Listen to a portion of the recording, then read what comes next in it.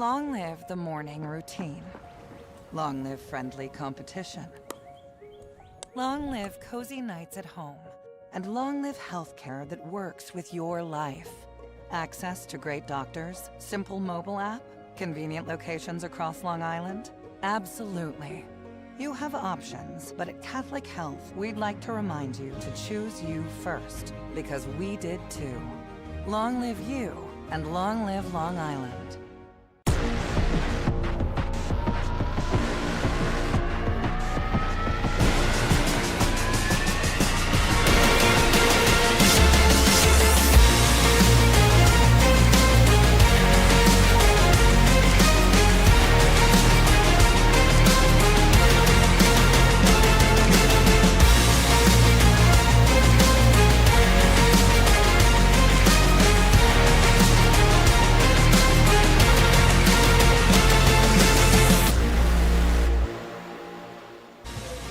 And we are live in South Huntington, New York. So glad you could join us here on the Varsity Media Sports Network.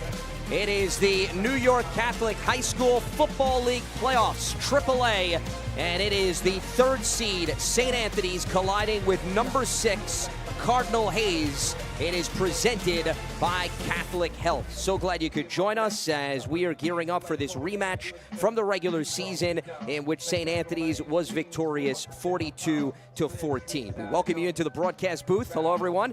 He's Pat Godfrey. I'm Lance Meadow. And Pat, it's interesting because both of these teams coming into this contest on opposite ends of the spectrum. You have St. Anthony's riding a 4-game winning streak.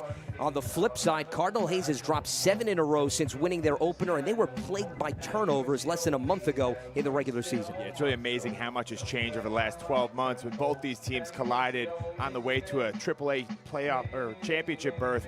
For St. Anthony's, that's a close game just a year ago, but nothing's really gone right this year for Cardinal Hayes. Very talented roster, but yet to piece everything together. So I'm sure C.J. O'Neill has been giving the message to his players of, guys, let's keep this close. We got the talent to go out there and shock the world. We just got to go execute. Well, speaking of C.J. O'Neill and his squad, we're going to look at the bracket first here before we get into some of the key impactful players for his group. And you can see this is the 3-6 matchup, so the winner is going to advance to meet Iona Prep on the bottom of the bracket. Monsignor Farrell will be awaiting Stepanak and Chaminade on the top half of the bracket. So we mentioned C.J. O'Neill looking to get his team to provide a spark plug, whether it's on offense and defense. And they're going to be leaning on 2 players in particular in terms of the impact players. And let's take a look at both of them. And it starts with Cardinal Hayes, because, Pat, he missed several games, and he's back in the fold, and he's so dynamic, they think he single-handedly could change the trajectory of this group. Yeah, last time these two teams met, it was a 4-touchdown victory for St. Anthony's. Things are really easy from the first snap onward, but Cardinal Hayes is coming out here with a vengeance tonight. He's a Bayshore guy who makes a trip all the way up to the Bronx each and every day, and he's a real difference maker. He's got an offer from Buffalo, and he's a very talented back there. On the other side of the ball, Andrew Gill, just a junior, as athletic and long as anybody at that outside backer position in the AAA division, 6'3", 205, and a guy who's going to have to cause some chaos off the edge for Cardinal Hayes if they hope to disrupt Anthony Diesso and that St. Anthony's offensive attack. And Gill leads the team with 3 sacks. For St. Anthony's, they leaned on their running back as well in the regular season contest, and specifically we're talking about Xavier Bala, who had 4 touchdowns in that game. He only has 20 on the season, which leads the league over 1,100 yards, and then Ethan Bramoff has been a spectacular defensive presence at the strong side linebacker position with 5 sacks and 6 tackles for loss. Yeah, Bala's a guy, an absolute stud, 4-star recruit. He's had 100 yards or more rushing in 8 out of St. Anthony's 9 games this season. So as he goes, so does that St. Anthony's offense. He's going to look to replicate that performance that he had last time these two teams met in the regular season. Then on the flip side, Bramoff, very impressive athlete, classic St. Anthony's guy who's going to go on to play big-time college lacrosse. But for him, it's special being out here under the lights at Cy Donnelly Field as a senior, going to look to put on a big performance. As we see Joe Minucci and his group on the sideline, we spoke to both coaches, and they provided the keys to the game. So, Pat, why don't you run through that? Yeah, for Cardinal Hayes, at times this year they've lacked focus. You know, they've got a ton of potential out there, but they just struggle to stay consistent on a play-by-play basis. So they're going to have to limit those mistakes. They need to be resilient. Last time they came out here, they went down 21-0 almost instantaneously. If they get hit with adversity, C.J. O'Neal is asking his team to respond, to hang in there, and field the ball, win the turnover battle. They turned the ball over 4 times. Last time they were under the lights at St. Anthony's, and it was an ugly performance. So they're going to really need to clean that up if they hope to upset the higher-ranked St. Anthony's Friars. On the flip side for St. Anthony's, got to establish a run. As I mentioned, Xavier Bala, as dominant a running back as you'll see in the Catholic League. If he has a big night tonight, it is going to be a long day for the Cardinal Hayes defense. You got to stop the run. Hedges is back. He didn't play in the last outing between these two teams, and he's the guy who can be a real difference maker, so they're going to look to limit him, and then you got to limit the explosive plays. There's a ton of talent all around the edge for Cardinal Hayes, a lot of guys with big-time D1 offers, and they're going to need to really keep those guys in front of them in order to make sure that they can mitigate any damage through the air. We'll step aside. Opening kickoff coming up next. Cardinal Hayes, St. Anthony's in South Huntington, New York, here on the Varsity Media Sports Network.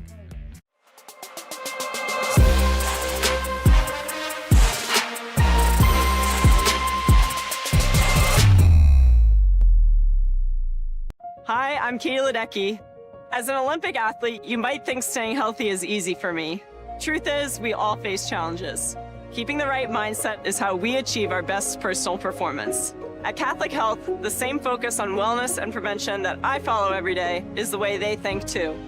That's why I'm teaming up with Catholic Health to help make healthcare even more positive, proactive, and personal for every person across Long Island.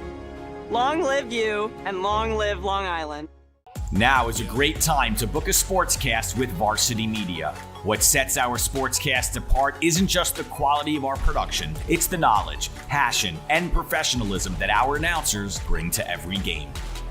And here he comes again, off the backboard! Are you serious? Daly tries another three. That one's good. One from the left corner, now from the right. Daly's on fire with 10 points in the opening quarter.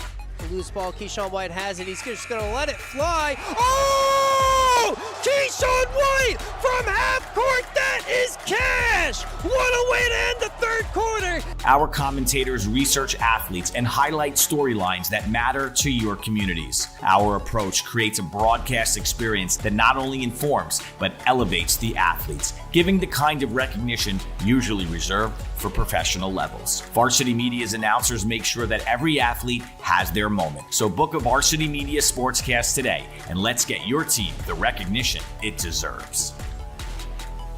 Parents, your support means everything to your athletes and to us at Varsity Media. To help us continue bringing you the best YouTube coverage of high school sports on Long Island, we invite business owners to consider a sponsorship on our broadcasts. If you own a business, consider a sponsorship for your athlete's team. It's a great way to show support, gain visibility, and keep the coverage going strong. Join us in making a difference. Contact Varsity Media today to learn more about broadcast sponsorship opportunities by emailing ben@varsitymedia.net. And we take a look at both head coaches for this contest. C.J. O'Neal on the left in his 23rd campaign at Cardinal Hayes, a product of Mount St. Michael, and Joe Minucci in his 7th season here with St. Anthony's. He graduated in 1999, went on to play at Delaware, and then was with a few NFL teams in training camp, was on the practice squad of the Baltimore Ravens, and he handles multiple roles here at St. Anthony's. He's the athletic director as well as the head man, and has done a superb job with this program, Pat. Yeah, without a doubt. It's really been impressive to see Coach Minucci get St. Anthony's back to the levels that they played under Coach Reichert for so many years, where St. Anthony's was really a dominant power in this league. St. Anthony's is a school that feels like they should be in contention for a title each and every single year, and Joe Minucci has gotten them back to that level. And then on the flip side, Coach C.J. O'Neal, as impressive as any coach you're going to see in the Catholic League. He has the ability to bring in premier talent each and every single year to the Grand Concourse, and he gets those guys to play together and really can do some special things. Typically November is when they really shine. It's been a rough year for Cardinal Hayes. We'll see if he's able to get the most out of his guys out here tonight. St. Anthony's has won the toss, is elected to defer, and they're going to have to deal with weather as well as Cardinal Hayes here at Cy Donnelly Field. 56 degrees. It feels like 51, but you could tell the wind is going to be a factor in terms of the kicking game, and it was the opening kickoff less than a month ago, Pat, in which St. Anthony's kicked off to Cardinal Hayes. They didn't field it correctly. It was a turnover. They shortened the field, and St. Anthony's made them pay. So this is going to be an opportunity to redo that and get the ship right. Yeah, there's a reason why when we were talking to C.J. O'Neal in the lead up to this game that he mentioned as a key to the game, just field the ball, right? You know, that was a tough way to start out. First play of the game, a turnover. Their first offensive snap was similarly a turnover, a Valentine fumble. So they really gave it away to St. Anthony's in the early goings last time these two teams met.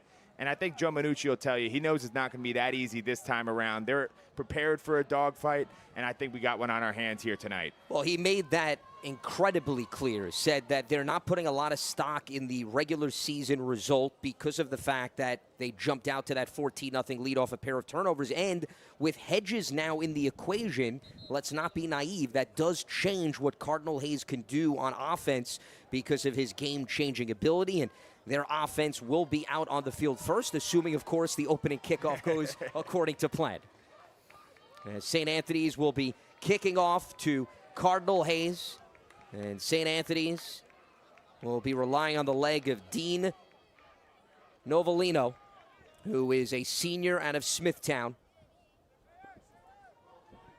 Novellino's had himself a nice year. Had a real tough matchup against Monsignor Farrell. Missed a couple kicks, but has since bounced back and been a real weapon for them on the special teams front. He's going to kick this one deep. As Justice Baldwin, one of the individuals back for Cardinal Hayes, Jr. out of Yonkers. And you can see the wind is a factor. That's why the ball is being held for Novellino. As we are about to get underway here on the Varsity Media Sports Network, the AAA playoffs, the 3-6 matchup. And Cardinal Hayes fields this one cleanly, and it's going to be a gang tackle that is going to bring down Cardinal Hayes and not allow a significant return, as Adonis Cotes did not have much room to operate there. Yeah, that's a real nice job of the St. Anthony's coverage unit getting down there, gang tackling. That's really a hallmark of St. Anthony's on the defensive side of the ball this year. Very rare you just see a solo tackle. They pride themselves in getting a lot of black hats to the ball each and every play. So we look at the quarterback for Cardinal Hayes, Kyle Mercarelli, Jr. out of New Jersey, with 4 touchdowns against 5 interceptions. He's completing 53% of his passes, and he has offers from Sacramento State and UNLV already in his young career, as he's operating here out of the gun, and they're going to go to the ground, and the ball immediately is fumbled. And fortunately, they were able to jump back on it. That was Khalid Hedges, and you can understand it's been a while since he's been on the football field and the rust starting to show. But let's take a look at the rest of the offense for Cardinal Hayes. And Kevin Mann is the starting left tackle. He has played every position but left guard this season. They moved him over from right guard because Jamar Malcolm is hurt, and he is the anchor of that group. As they get back to the ground once again, and up the gut. They give it this time to Kamani Valentine, who has a short pickup. Yeah, you're starting to see that two-headed monster in the early going out here tonight. Valentine, as big of a running back as you're ever going to see on a Friday night. You're not seeing many guys on Saturdays as big as him. 246 coming out of the backfield. Sets up a 3rd and short for Cardinal Hayes. Came in with 19 carries for 82 yards this season. He's twitchy, he's big, and he's strong, and he offers something a little bit different from Hedges. As it'll be 3rd and 2 here. They're trying to move the chains, and they're going to do it with, again, the rushing attack doing the heavy lifting. So we saw 3 straight runs to start the game, and they handed it back to Hedges, who made up for his earlier fumble. Yeah, Hedges is running with purpose right here. He's going to follow a couple lead blockers, clearing things out, a nice seam up the middle, and just delivers the boom coming through the A-gap. Good to see him back and at full strength after missing so much time earlier this season. Hedges was a spectacular player on JV last season. He had 14 touchdowns in 3 playoff games, including 6 against St. Anthony's with a fresh set of downs. Mercarelli looking to throw for the first time, and that is a completion up the right sideline to Eric Drubnak, their top wideout, who leads the team in receptions, receiving yards, and receiving touchdowns. Yeah, Drobnik is, as you mentioned, the main passing target for Mercarelli, 6'1" junior, and does a really good job right here just coming back to the ball. As we mentioned going into this game, this is a 1-7 Hayes team, but they got a lot of talent out there and really moving the ball nicely on this opening drive. And they've got their 1-2 punch with their top running back and their top wide receiver. There's going to be a quarterback keeper for Mercarelli as he goes to the far side and is tackled and brought down by Danny Rooney, the free safety, but a nice gain there on first down as we look at the starting defense for the Friars. And the heart and soul is Ethan Bromoff, who we highlighted off the top of the broadcast. Dave McHugh leads the team with 56 tackles, and they're also strong up front with the likes of Brendan Shaughnessy and DJ Garcia as they go to the ground yet again, and that is going to move the chains as they lean heavily again on Hedges for a first down. Yeah, one thing you notice in the early going right here is, we're seeing Hedges get 3-4 yards downfield before he even gets touched. Another really nice hole gets blown open, that time around by one of their tight ends, and just going to follow that and get a first down, keep things moving nicely. So you're already seeing the difference that Hedges makes in the lineup.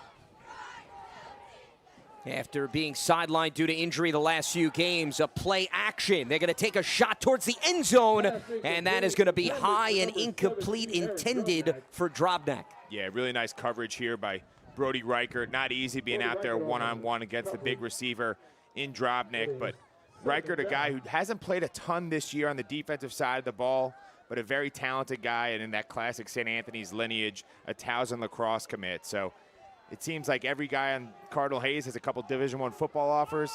Same thing on the other side for St. Anthony's, but lacrosse offers. And Reichert moved from offense to defense last year, so still adjusting to the opposite side of the ball. It's 2nd and 10, and a flag is going to come in prior to the snap. And that is going to be a false start, which will back him up 5 yards. Yeah, I think Ali Farhat just kind of jumped out of his stance right there. And this has been kind of the issue all year long for Cardinal Hayes. Whenever they've been able to get something going, it's been these self-inflicted wounds that have held them back. This time around sets up a 2nd and 15 and kind of limit your play calling abilities here when you've been having so much success on the ground. Farhat, the senior right tackle out of Staten Island, his 2nd year as a starter with an offer to Central Connecticut State as they get rid of it to Drobnak. He weaves in and out of traffic. It is going to be brought down to set up a manageable 3rd down here. Yeah, this is a really nice just timing route from Mercarelli to Drobnik. Gets right in there.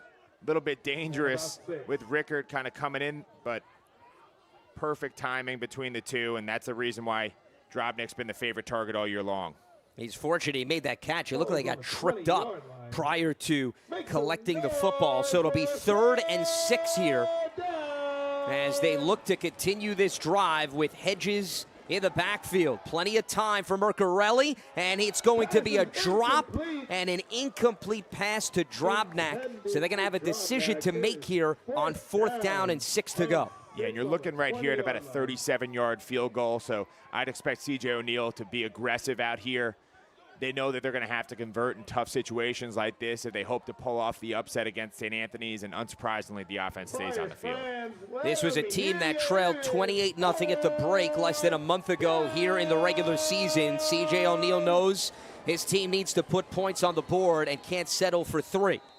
And now, apparently, they're going to maybe think about it as a timeout taken as Cardinals Hayes trying to regroup here as we look at what they've done the last 3 seasons. 8-4 a year ago. They lost to St. Anthony's in the semifinals, and they were 12-2. They won the state title, and then in 2022, 2-8, lost in the AAA quarters as everybody winds up making the playoffs. So 2023, just 2 years ago, they were able to conquer the postseason. It's been a rough sledding this year at 1-7. But one of the things that you brought up, even talking to you off the air, was there's a track record of this team getting off to slow starts over the course of C.J. O'Neal's tenure. Yeah, it's kind of been a hallmark of Cardinal Hayes through the years is, hey, they're a much different team in November than they are in September. This year, they've kind of struggled to turn things around as they normally do, but always kind of a dangerous team as you get near the playoffs, as they start to really figure out how to play together. Obviously, the last couple seasons, Richie Beelan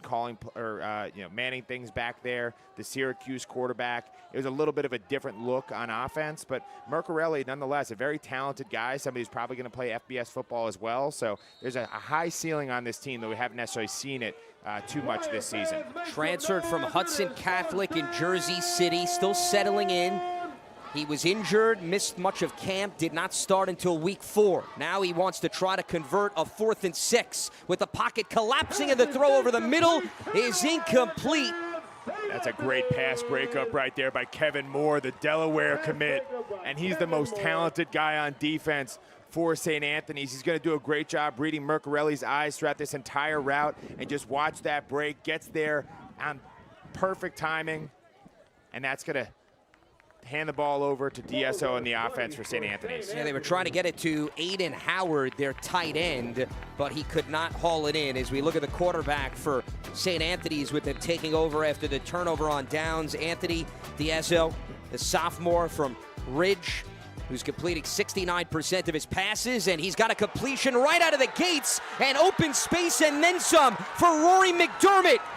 It's a foot race to the end zone, and he is going to glide in for a touchdown. And in the blink of an eye, St. Anthony's takes command of this game with a huge game-changing score. There's so many guys in this St. Anthony's offense that you have to account for, but you can't forget about number 81, the 6'2", 200-pound sophomore, Rory McDermott. He does a great job right there, just up the seam, finding a little bit of open space, and then you get behind him. Nobody's going to catch up. Look at the wheels for number 81 for the easiest of his 3 touchdowns thus far this season. Came in averaging 14.5 yards per catch. Something tells me that number is going to skyrocket as a result of this latest touchdown. And they're going to look to tack on the extra point as we look at the special teams unit for the Friars, as Novellino will come in to try to make it a 7-0 game with Mason Correas as the holder. And that is right through. So a turnover on downs after a 4th and 6 stop, and then the very first play on offense for the Friars. It is DSO finding McDermott for a touchdown. It's 7-0 St. Anthony's as we step aside from South Huntington, New York on the Varsity Media Sports Network.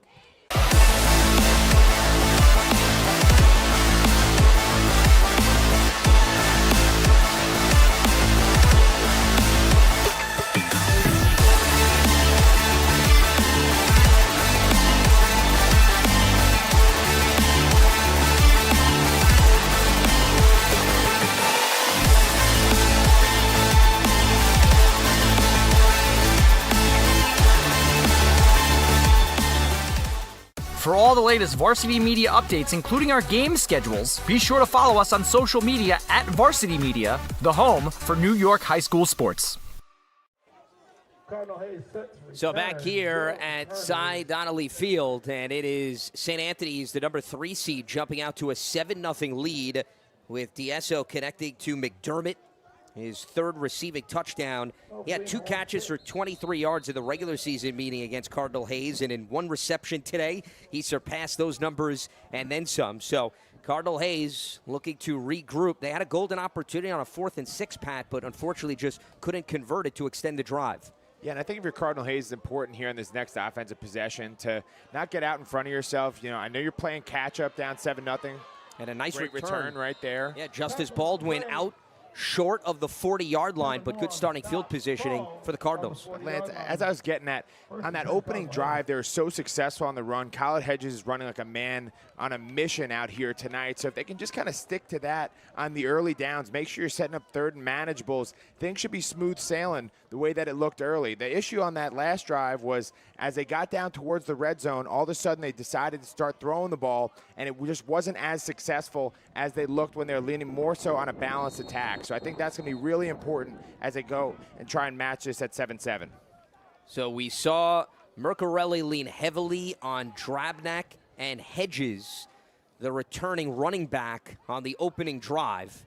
And Hedges is in the backfield with Mercarelli, and they're going to hand it off to their stud running back, and he's got an open space as he spins out towards the 40-yard line, and that is just what the doctor ordered for the Cardinals. Kyle Hedges, a guy came into this game averaging 6.1 yards per carry, and we're just seeing that explosiveness here early. Does a really good job reading his blocks, getting behind a really great block from number 88, Adarawa Saleh, and that's going to open things up.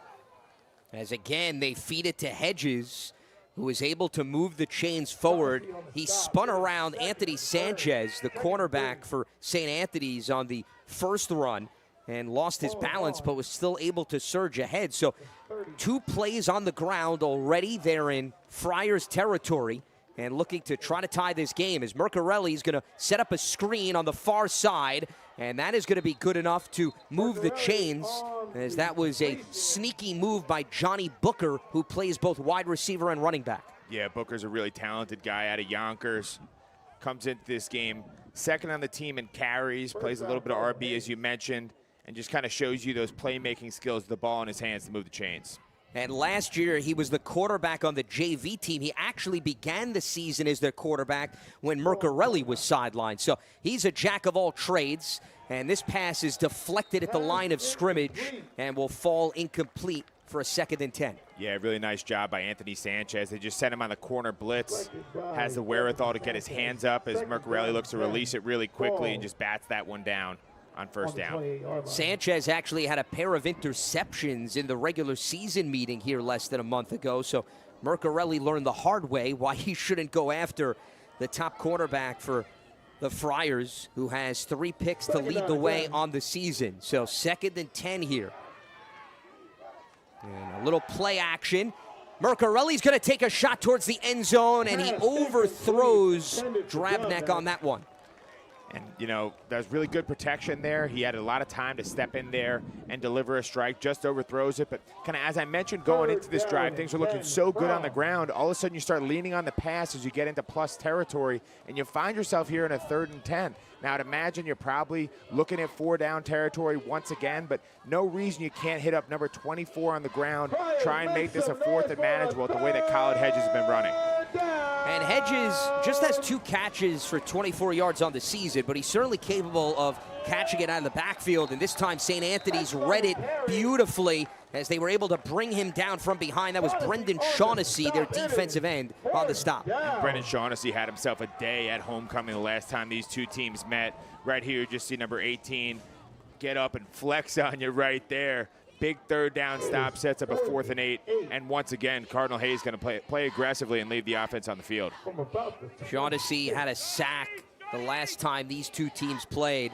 15 tackles and a pair of sacks coming in on the season for the senior out of Port Jefferson. So a 4th and 10. They failed to convert a 4th and 6 on the opening drive. They put Booker in motion here, as Mercarelli's going to throw over the middle, and it's good for a reception and a 1st down. He goes to his top target, Drabnak, and this time they're able to hook up. Yeah, last time around on 4th down, Drabnak dropped the ball and was given the ball to St. Anthony's. This time around, hits up what has been their most reliable target, makes a really nice catch on a ball that's a little bit behind him, and sets up a new set of downs. Back to the ground, and that is going to be an easy score for Khalid Hedges. Welcome back to the Catholic League for his 6th touchdown of the season, and they're an extra point away from tying this game in the 1st quarter. You know, Lance, there's a reason why C.J. O'Neal referred to Khalid Hedges as the straw that stirs the drink offensively for Cardinal Hayes. Right there, you give him an opening, and he sees the end zone. He's not going to be stopped. Puts him in a position to tie this pending a PAT. He also said he was a different human being when speaking high praise about his running back, and that's the difference that he makes. He is so slippery, even in those tight spaces, as they're going to, right now, keep their offense out on the field to try to go for 2 here, as opposed to bringing out Jave Tucker, who is their kicker. So they're going to leave Mercarelli and Hedges here to try to do the heavy lifting. Lance, I love the aggression. You know, sometimes when you're on the road as a lower-seeded team, you got to try and find a way to steal points when you can. So we'll see what Hayes dials up. Mercarelli trying to extend the play, and that is going to be a conversion for 2 points to Johnny Booker. And Cardinal Hayes is going to move in front 8-7 with 5.5 minutes to go in the first quarter. And boy, has this game drastically changed. Yeah, last time these two teams met, it was really tough sledding all day long offensively for Hayes. That was another beautiful drive concocted by Mercarelli and co. And this time around on the 2-point conversion, just a really nice throw and hits Booker in between the numbers. Booker, an extremely versatile player, and he is putting his stamp all over this contest. So let's flash back and take a look at some highlights from the last time these teams met, and this was in the regular season. So this was the opening kickoff. They failed to field it, and St. Anthony's comes in, secures it, so they have the short field, and no surprise, they get it to their top guy out in Russo. That's right, Johnny Russo, who's able to score the touchdown. And then 2 plays into their offense, Cardinal Hayes coughs up the ball with Valentine. St. Anthony's recovers that, and then they lean on their top running back, Xavier Bala, who is able to run in for the first of his 4 touchdowns in that regular season meeting. And just like that, it's 14-0. We move ahead, it's 28-0, and it's Bala again wreaking havoc at the expense of the Cardinals Hayes defense. They went on to win 42-14 as St. Anthony's with the return here, as Kevin Moore, who is an electric player, brings it out near the 45-yard line. Yeah, and the good field position is definitely going to be beneficial to Anthony Diesso and company. Offensively, they've really been hitting their stride in recent weeks, put up 39 against Fordham Prep. Last time this offense was out there, and in just one play, they've got 7 points on that side of the ball. So we'll see if they pick up where they left off on their opening drive. St. Anthony's averaging 32 points per game this season compared to just 14 for Cardinal Hayes. Huge disparity as the Friars go back to work, and this is going to be their running game on full display. And look at the offensive line continuing the push all the way out right near the first down marker, and that should be good enough to move the chains based on where they're going to spot this, as that was the guys in the trenches doing all the heavy lifting. Yeah, and just a little glimpse into what Xavier Bala brings to the table. He's contacted around 4 yards into his run and goes for another 6 with the help of that entire St. Anthony's offensive line, a little rugby-style scrum, and that's actually going to get them a first down. Bala with 1,100 rushing yards coming in. First in the league. He also leads the league with 20 touchdowns, and he is such a physical runner. And no surprise, they go back to the ground attack, and a nice spin move there by Bala, showcasing his bag of tricks to shorten this for a very manageable second down. Yeah, gotta love him hitting the circle button right there on the carry. And all of a sudden, once you're looking at 2nd and 3, that really opens up this entire playbook for Anthony Diesso. Maybe an opportunity to take a shot here, knowing that 3rd and manageable is on the way. And instead, they go back to Bala. He cuts right, then back to his left. And he's trying to push his way towards the first down marker. But this is going to be just shy. So they'll need about a yard here to go on 3rd down, as Bala only has 18 offers at his disposal right now. The likes of Alabama, Boston College, Maryland, Minnesota, Nebraska, Penn State, Ohio State. Stop me now, Rutgers, Syracuse, and Virginia from the Power 4. And a great job by Cardinal Hayes penetrating up the gut, stopping Bala. That was Jeremiah Jackman, one of their quarterbacks. Yeah, Jeremiah Jackman said right there, hey, you might have 18 offers, but I got a Temple offer in my back pocket too. Really nice blitz off the edge and just nowhere to go for Xavier Bala. Sets up decision time for Joe Minucci, and it looks like he's going to keep his offense on the field for 4th down. So it'll be a 4th and 1 here for the Friars, trying to extend this drive. It's actually going to be a little bit longer than that in terms of the loss of yardage, as clearly he was backed up, Bala, on the stop. And the clock ticking away here. And we have a stoppage of play right as the snap was coming in. And it's going to be a penalty, a false start. So now even more of a decision for Joe Minucci to make, and it looks like he's going to shift gears and bring out the special teams unit. Yeah, I think this is a wise move. No reason to go for it near midfield on 4th and 11. Bring out the punting unit led by Kevin Moore, their Mr. Do-It-All, and try and pin Hayes deep in their own territory. So Kevin Moore, the senior, who, as Pat mentioned, wears a lot of different hats for this team, as Justice Baldwin back to receive the punt. And he is not going to take a chance on that one, as it'll bounce into the end zone for a touchback. But a huge defensive stop combined with the penalty for Cardinal Hayes. And now their offense will come back out on the field looking to cushion their 1-point advantage. Yeah, and every time they've been out there, they've been able to run the ball at will. I'd expect more of the same on this drive, but really a different Hayes team than we saw the last time these two teams met up at Cy Donnelly Field. The offense clicking on all cylinders. Well, that's what happens when you protect the football and you don't cough it up twice in the same amount of possessions as they did in the early goings of the regular season contest. So here they are operating from the 20-yard line, and Mercarelli is going to hand it off to Hedges. He's got the edge, and Hedges is looking for the sideline as he's right near the first down marker as he gets across that 30-yard line. And that should be good enough to move the chains with that blazing speed. Yeah, so far Hedges averaging close to 10 yards a carry on the ground for Cardinal Hayes. It's been a thing of beauty, and really he's been able to get a lot of yardage without contact, which is a good sign for that Cardinal Hayes offensive line. Well, this time he was contacted right at the line of scrimmage as St. Anthony's was able to read that, and again, Brendan Shaughnessy with the stop. Yeah, Shaughnessy, the senior, fired up. He doesn't know or knows actually that this is his last time suiting up for St. Anthony's at Cy Donnelly Field. Got to mean a little bit more to him out here tonight. So 2nd and 10 here for the Cardinals. Play action, throw over the middle, and nearly intercepted as they got a piece of that St. Anthony's. That was Robert Hommel, one of their rotating linebackers. Yeah, Hommel's a guy who's been a really key piece defensively for this St. Anthony's team. Does a good job just reading Mercarelli's eyes, and if you're Mercarelli, it's fortunate that that one wasn't going the other way. Mercarelli with 4 touchdowns and 5 interceptions coming in on the season.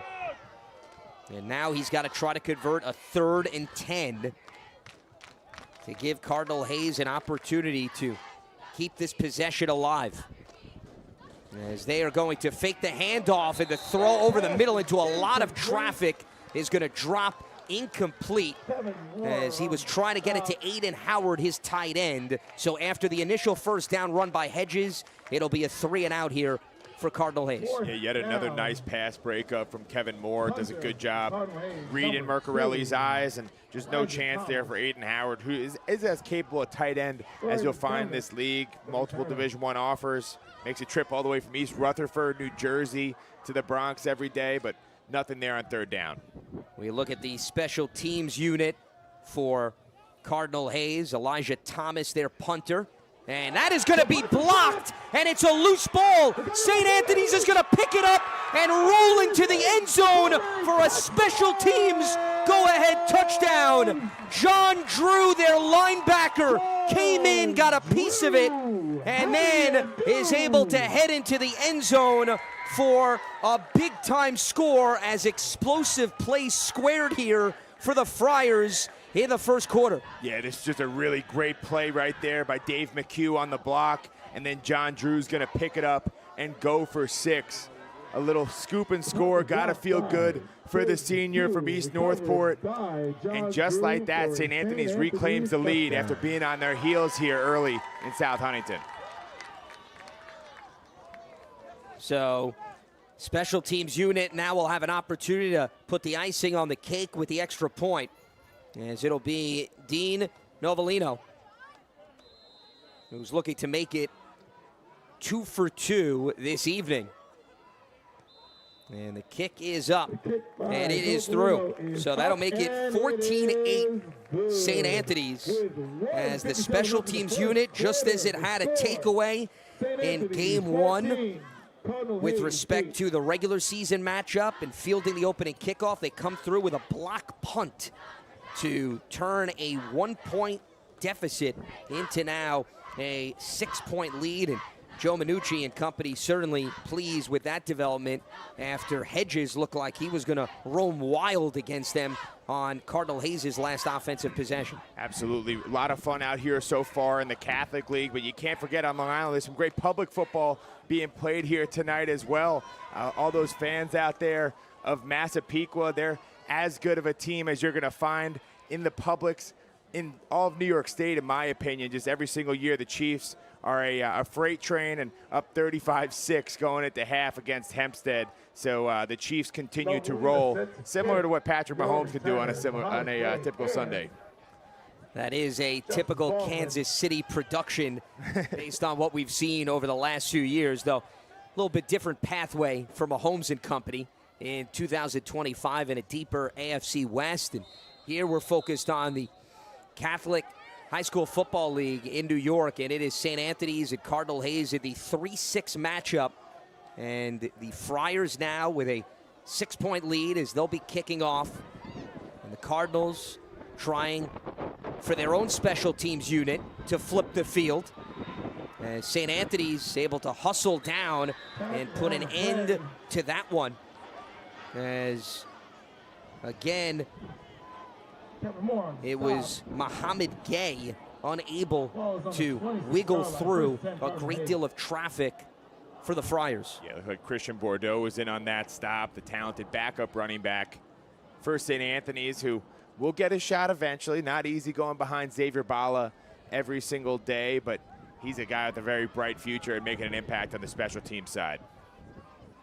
So the offense back out for Cardinal Hayes is Mercarelli and company trying to regroup after they couldn't capitalize on that Hedges first down run. Mercarelli's going to keep this one as he makes a cutback and a short gain for him to set up a manageable second down. As Mercarelli, you look at his numbers coming in, he has run 17 times, but it's negative yardage. He's not known for his prowess with his legs. Yeah, a little bit more of your traditional pocket passer at 6'4", 210 pounds. And I think I like it because it keeps the defense a little bit more honest. They're keying off on Hedges, so sometimes it's worthwhile to pull it and see what number 7 can do.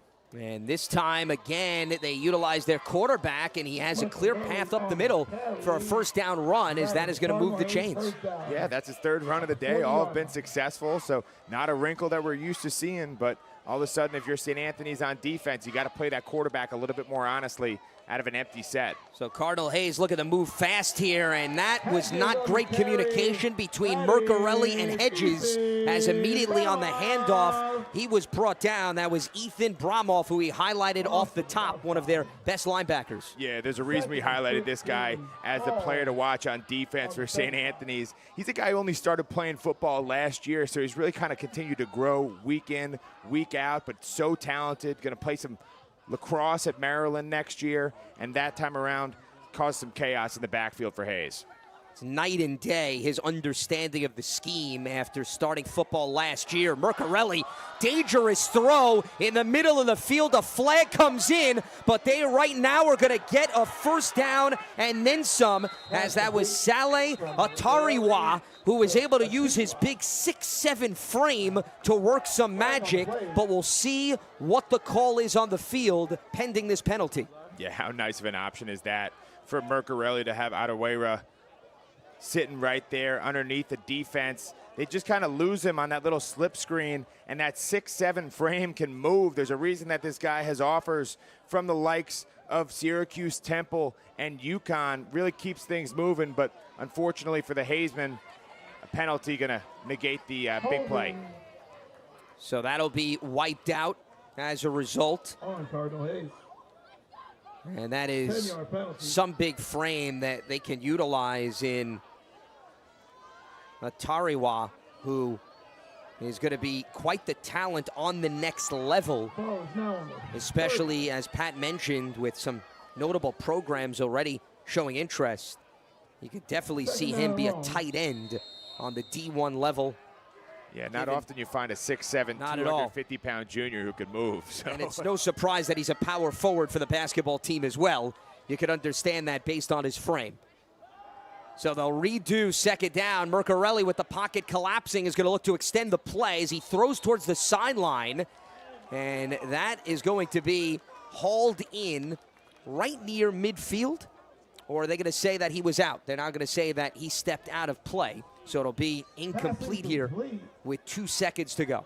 Yeah, it's a nice job by Johnny Booker trying to get the toe tap and keep that one in bounds, but the Mercarelli throw just kind of let him out, and all of a sudden that's going to set up a 3rd and 20 with 2 seconds left to go in the first quarter. Fans, make some noise for a third. So Mercarelli just trying to gain some of the yardage back to perhaps set up a manageable 4th down or give their punter more space. And C.J. O'Neal's going to take a timeout here to talk things over with 2 seconds to go. Yeah, C.J. O'Neal burns the last time out of the half right there, and we're only in the first quarter, but just kind of shows how important each and every single play is for Cardinal Hayes with what they have in mind for tonight. They're hoping to pull off the huge upset. So even 3rd and 20, can't let this get away from you. Got to put together the perfect call and try and see if you can move the sticks. And you can stay locked to Varsity Media Sports Network for all the latest in the CHSFL, the championships. This is your home, youtube.com/Varsity Media, as this is the 3-6 matchup of the bracket. Winner will advance to play number 2 seed Iona Prep. And last play here to wrap up the first quarter with Cardinal Hayes facing a 3rd and 20. And C.J. O'Neal utilizing his timeouts, so if they do have an opportunity late in the second quarter, they're not going to have the flexibility to stop the clock. So it does impact them moving forward, but right now he wanted to talk things over and see what they have up their sleeve here on the very last play of the first quarter. And they're going to run the ball with Valentine, the bigger back. He gets tripped up. He's brought down at the 35-yard line. Yeah, not often you see Valentine get popped like that, but on 3rd down, he's stopped and abruptly, which is going to bring us to the second quarter. So 1 quarter in the books, and it is St. Anthony's thanks to a block punt by McHugh, and then Drew picking it up and running in for a touchdown to give the Friars a 14-8 lead after 1 on the Varsity Media Sports Network. What's up, it's Sean Lights Out Merriman, former Charger and Bill, and you're watching Varsity Media.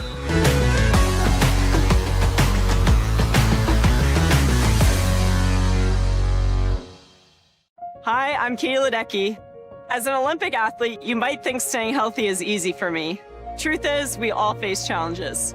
Keeping the right mindset is how we achieve our best personal performance. At Catholic Health, the same focus on wellness and prevention that I follow every day is the way they think too.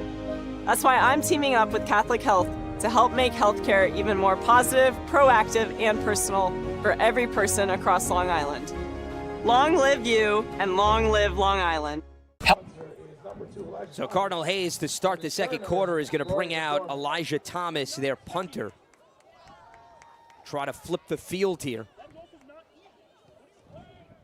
And as he's able to get off that kick, and Rory McDermott is just going to let it roll as this takes a friendly Cardinals bounce as it is brought down inside the 25-yard line.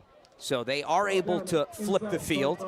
And St. Anthony's offense now will come out looking to pad its 6-point lead here in the early goings of the second quarter. Yeah, last time around these two teams met, St. Anthony's got out to a really fast start. Obviously, their first possession was just 1 play and a long touchdown to McDermott, but weren't able to capitalize on their last possession. So we'll see what Xavier Bala and company can get going here. Start off this second. Bala showed some real tough running earlier in this game. A quick throw out to the sideline, and that Cardinal Hayes defense was not going to allow McDermott to slip through this time. Yeah, it's a really nice play by Amari Rogers, just fighting through a block. and blowing that one up before it even got started. Rogers, 2-year starter, is just a junior, so another one of those talented guys on the defensive side of the ball for the Cardinals. Yeah, we've seen him and Jeremiah Jackman, his fellow starting corner, make some big plays in open space as they lost a yard on that. Some movement up front on the defensive line as D'Esso is going to take a shot towards the sideline, and that clearly is out of play and incomplete. That was a good effort by McDermott, but he ran out of real estate. Yeah, it looked kind of like a broken play, some confusion in the backfield, so D'Esso decides to just loft it up there towards the sideline where only his man could get it, but McDermott unable to get the toes in. He's going to set up a 3rd and long right here. Big opportunity here for the Cardinals to get the St. Anthony's offense off the field.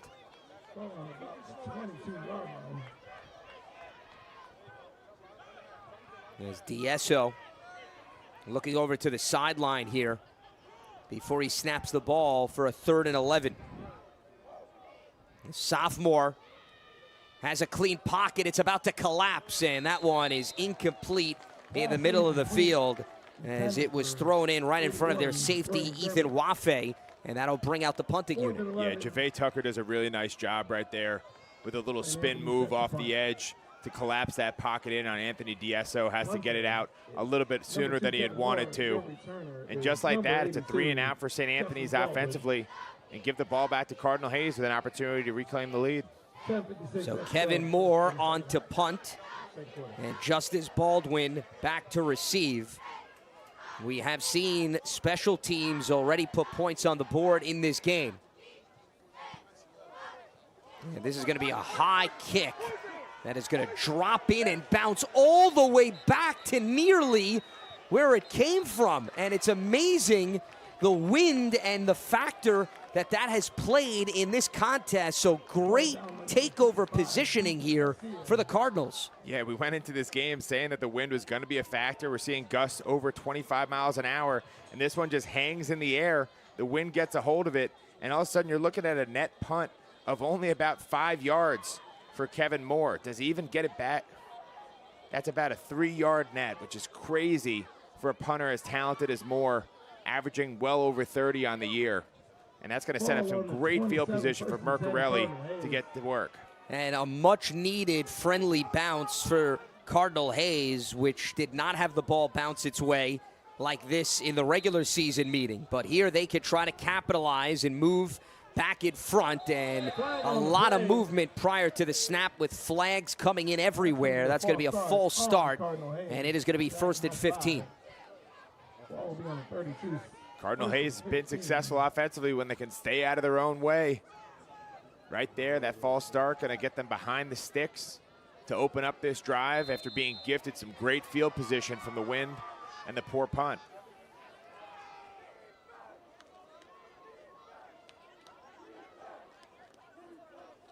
He's got Hedges in the backfield, and Mercarelli's going to keep it himself. And a little stiff arm here, still finding his way out, and a nice pickup to gain back the yardage that they lost on the full start. I got to tell you, I'm really impressed with Mercarelli's legs. As a guy who came in with negative 28 yards on the season, it's been all positive yardage. Every time he's toted the rock, it's been impressive. Right there, a stiff arm just gets in the face of the St. Anthony's defender. I believe that was Dave McHugh. And Mercarelli says, get out of here, brother. Dave McHugh is their leading tackler on the season. Also has 2 fumble recoveries. He's been an opportunistic player, but Mercarelli was not having any of that on that quarterback run. So this time they fake it to Hedges, and off the sideline it's a completion, and he's going to be brought down at the 5-yard line. Johnny Booker with a little tap dancing, and they are knocking on the door of the end zone here in quarter number 2.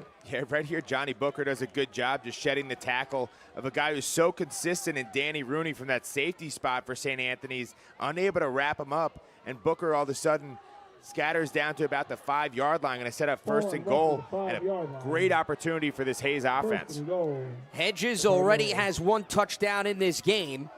And they are going to give it back to him off the left side. He tries to cut back, and he's brought down inside the 5-yard line as a number of St. Anthony's defenders knew to follow him, including Danny Rooney, their free safety. Yeah, Rooney this time makes up for the missed tackle and is able to bring down Hedges for little to no gain. But the challenge for St. Anthony's defensively is going to be, can you wrap up Hedges 4 times in a row when they've only got about 3 yards to go to tie this game, potentially take the lead. So this is going to be 2nd and goal here for Cardinal Hayes. 5-yard line. As they put Atariwe in motion, and they're going to hand the ball up the gut, and that is going to be good for another touchdown as the rushing attack is making quite the statement. And again, it is the big boys right up the gut, able to punch it through. Yeah, Kamani Valentine just follows their monstrous right guard, Carlos Taylor, the 350-pounder, to the promised land, and nobody's going to bring down big number 28 once he's got a full head of steam.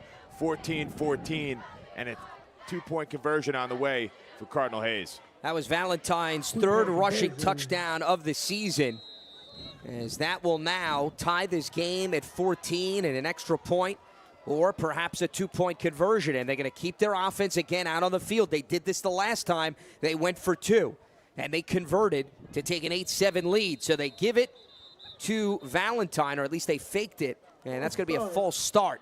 Cardinal Hayes. So the penalties piling up here for Cardinal Hayes. You got to wonder, does that change the calculus a little bit on the Cardinal Hayes sideline about going for 2? All of a sudden, you had to go 3 yards. Now you need 8 in order to punch it in. Do you all of a sudden bring out your kicker, Javay Tucker, or do you leave the offense out of the field? Looks like it's going to be the latter.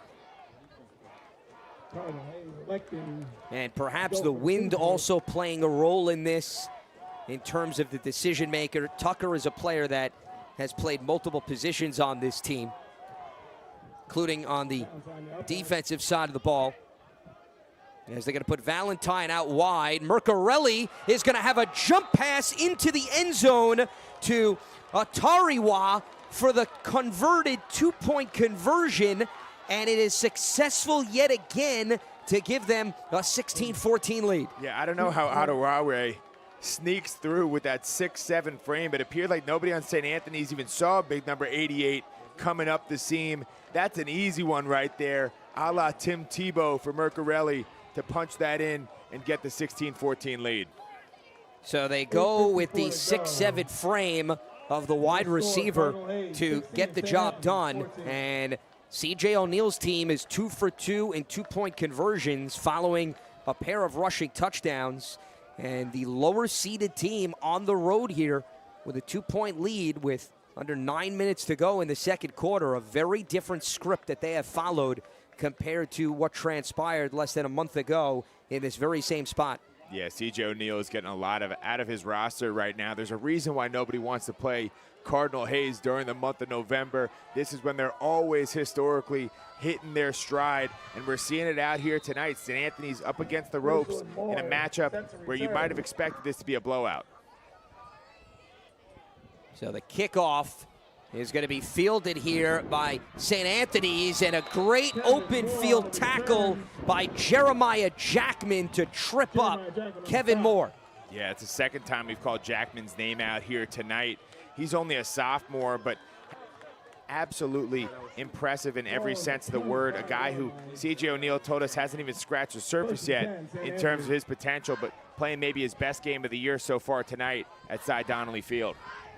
Jackman, the sophomore from Brooklyn, who they believe has not even scratched the surface of his potential. They love his ceiling. And he's actually in a group chat with former Cardinal Hayes corner, who's now on the Arizona Cardinals, Elijah Jones. And that is going to be a completion up the middle to Rory McDermott, who has a long touchdown in this game, and he's able to move the chains out across the 45-yard line. Yeah, Rory McDermott's a guy with a great catch radius, really good route runner, and just seems to continually find open space for Anthony Diesso. That sophomore to sophomore matchup has been great for St. Anthony's. Here's a handoff to Bala, and Cardinal Hayes with a gang tackle to put an end to any momentum that he had highlighted by Jave Tucker, the junior out of Harlem. Yeah, and having Tucker inside, it's a nice luxury for this Hayes defense. One thing they really do bring to the table along that defensive front is size. Looking at their three starters, they're averaging 266, 277, and 265. So a lot of beef to block up front for St. Anthony's. And that beef goes to work again on Bala to slow him down. And they also have two other defensive linemen rotating in at 270 and 290. So they have plenty of depth in that department.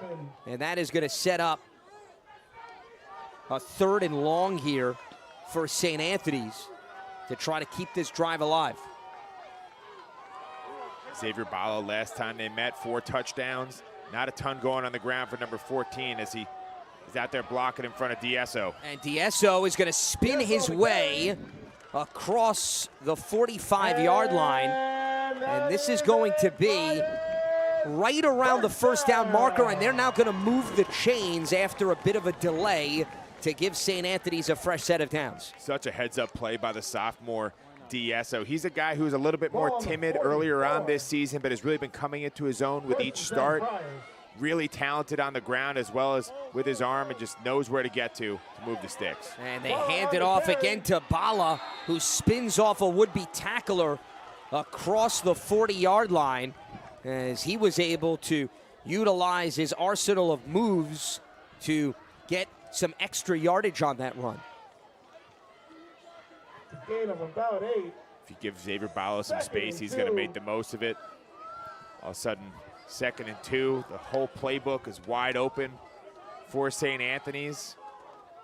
So Bala out of the backfield. He's going to go left side. He's got an opening, and he is going to take his way deeper into Cardinal Hayes territory with another first down marker moving. And right here, the story of this play is number 81, Rory McDermott, with a great seal block right there. Kids at home, take notes. This guy caught a touchdown. He's doing things through the air, but he's also springing open big runs for his running back. So key to get those blocks out on the edge. They give it back to Bala, who cuts left to right, and Bala's going to take it out towards the 16-yard line for another positive gain as he is following his offensive lineman here. St. Anthony's trying to get a go-ahead score. One thing that's so impressive about Xavier Bala is just his balance. You'll notice a lot of times, even when he gets stopped, he doesn't lose his feet. That's the case once again right there on first down. And even though it's not a big gain, just staying on schedule is so key for this St. Anthony's offense. 2nd and 6. They're going to take a shot towards the end zone, and that is going to be good for a touchdown to Kevin Moore. His 5th of the season, and the Friars are able to move back in front. It was the run game that set things up, and then they went to the air to finish it off. Yeah, Anthony DSO saw a matchup that he liked. It was Troy Heath Russell in one-on-one coverage against big Kevin Moore. Great timing on that pass, and just number 2 making it look easy. So DSO with his 12th strike of the season, and their offense right now is moving and grooving. Yeah, and it is indeed. They're going to stay on the field, and they're going to go for 2 here as they hand the ball off, and it is going to be stopped by Cardinal Hayes. So they're going to fail on the 2-point conversion, and it'll stay just a 4-point lead for St. Anthony. So an interesting choice for them instead of taking the extra point early on in this game, trying to match wits with the Cardinals. Yeah, I think Joe Minucci kind of noticed that Hayes is trying to pick up points wherever they possibly can, decided, hey, let's go for 2 also, extend this to a 6-point lead, knowing that, hey, if Cardinal Hayes were to score a touchdown in this next drive and we could stop him, it would still be tied, but Bala gets hit in the backfield and just nowhere to go. A whole host of Hayes defenders shut that one down. And all of a sudden, you're just looking at a 4-point ball game, despite the 3 touchdowns for St. Anthony's and only 2 for Cardinal Hayes. Yeah, that was Josh Lossman, number 33, who missed the tackle but just got enough of the back of the jersey of Bala to make him lose his footing, and then the rest of his teammates were able to clean it up. So it stays 20-16 as we see Joe Minucci and company talking things over with their players. As with 6 minutes and company to go, it is going to be Cardinal Hayes that is going to field this kickoff and try to now reclaim the lead, as this has all of a sudden become a back-and-forth affair in a game that was lopsided in favor of the Friars in the regular season. One thing that does present an opportunity right here for Cardinal Hayes, the fact that St. Anthony's and Novellino are kicking into those harsh winds. So going to be interested to see how far Novellino can get this one. Might be really good field position yet again for Cardinal Hayes.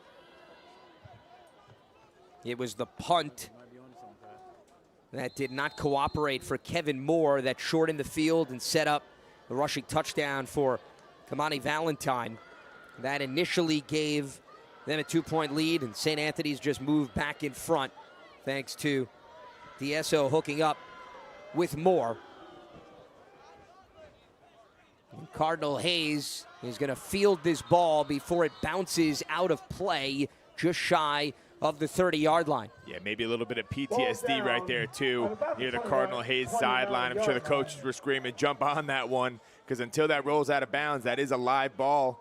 So good on Cardinal Hayes to not repeat past mistakes and make sure that they just jump on that retained possession. And that, of course, the opposite of what happened in the opening kickoff from the regular season. We showed you the highlights earlier in the broadcast that shortened the field and set up a St. Anthony's touchdown. Is Cardinal Hayes now trying to regain the advantage with their offense back out on the field.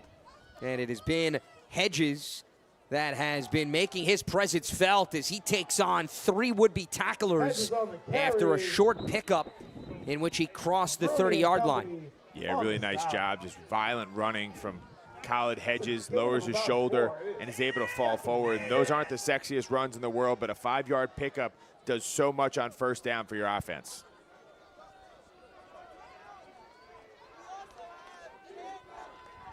The whole complexion of this Cardinal Hayes O looks so different with Hedges back there, running the way that he has all night.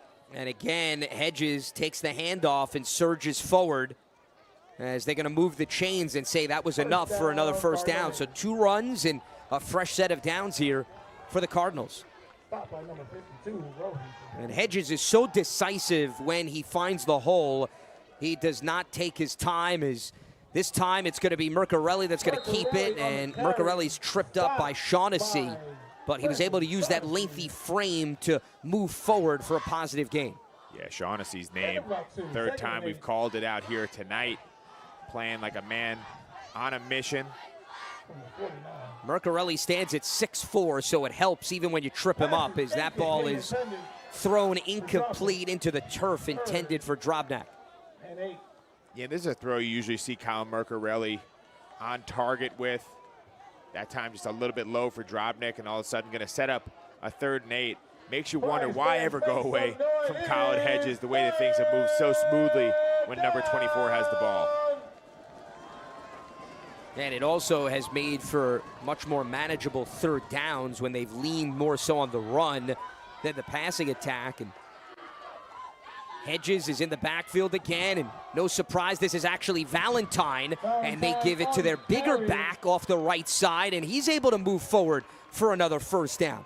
Yeah, I like the surprise draw right here.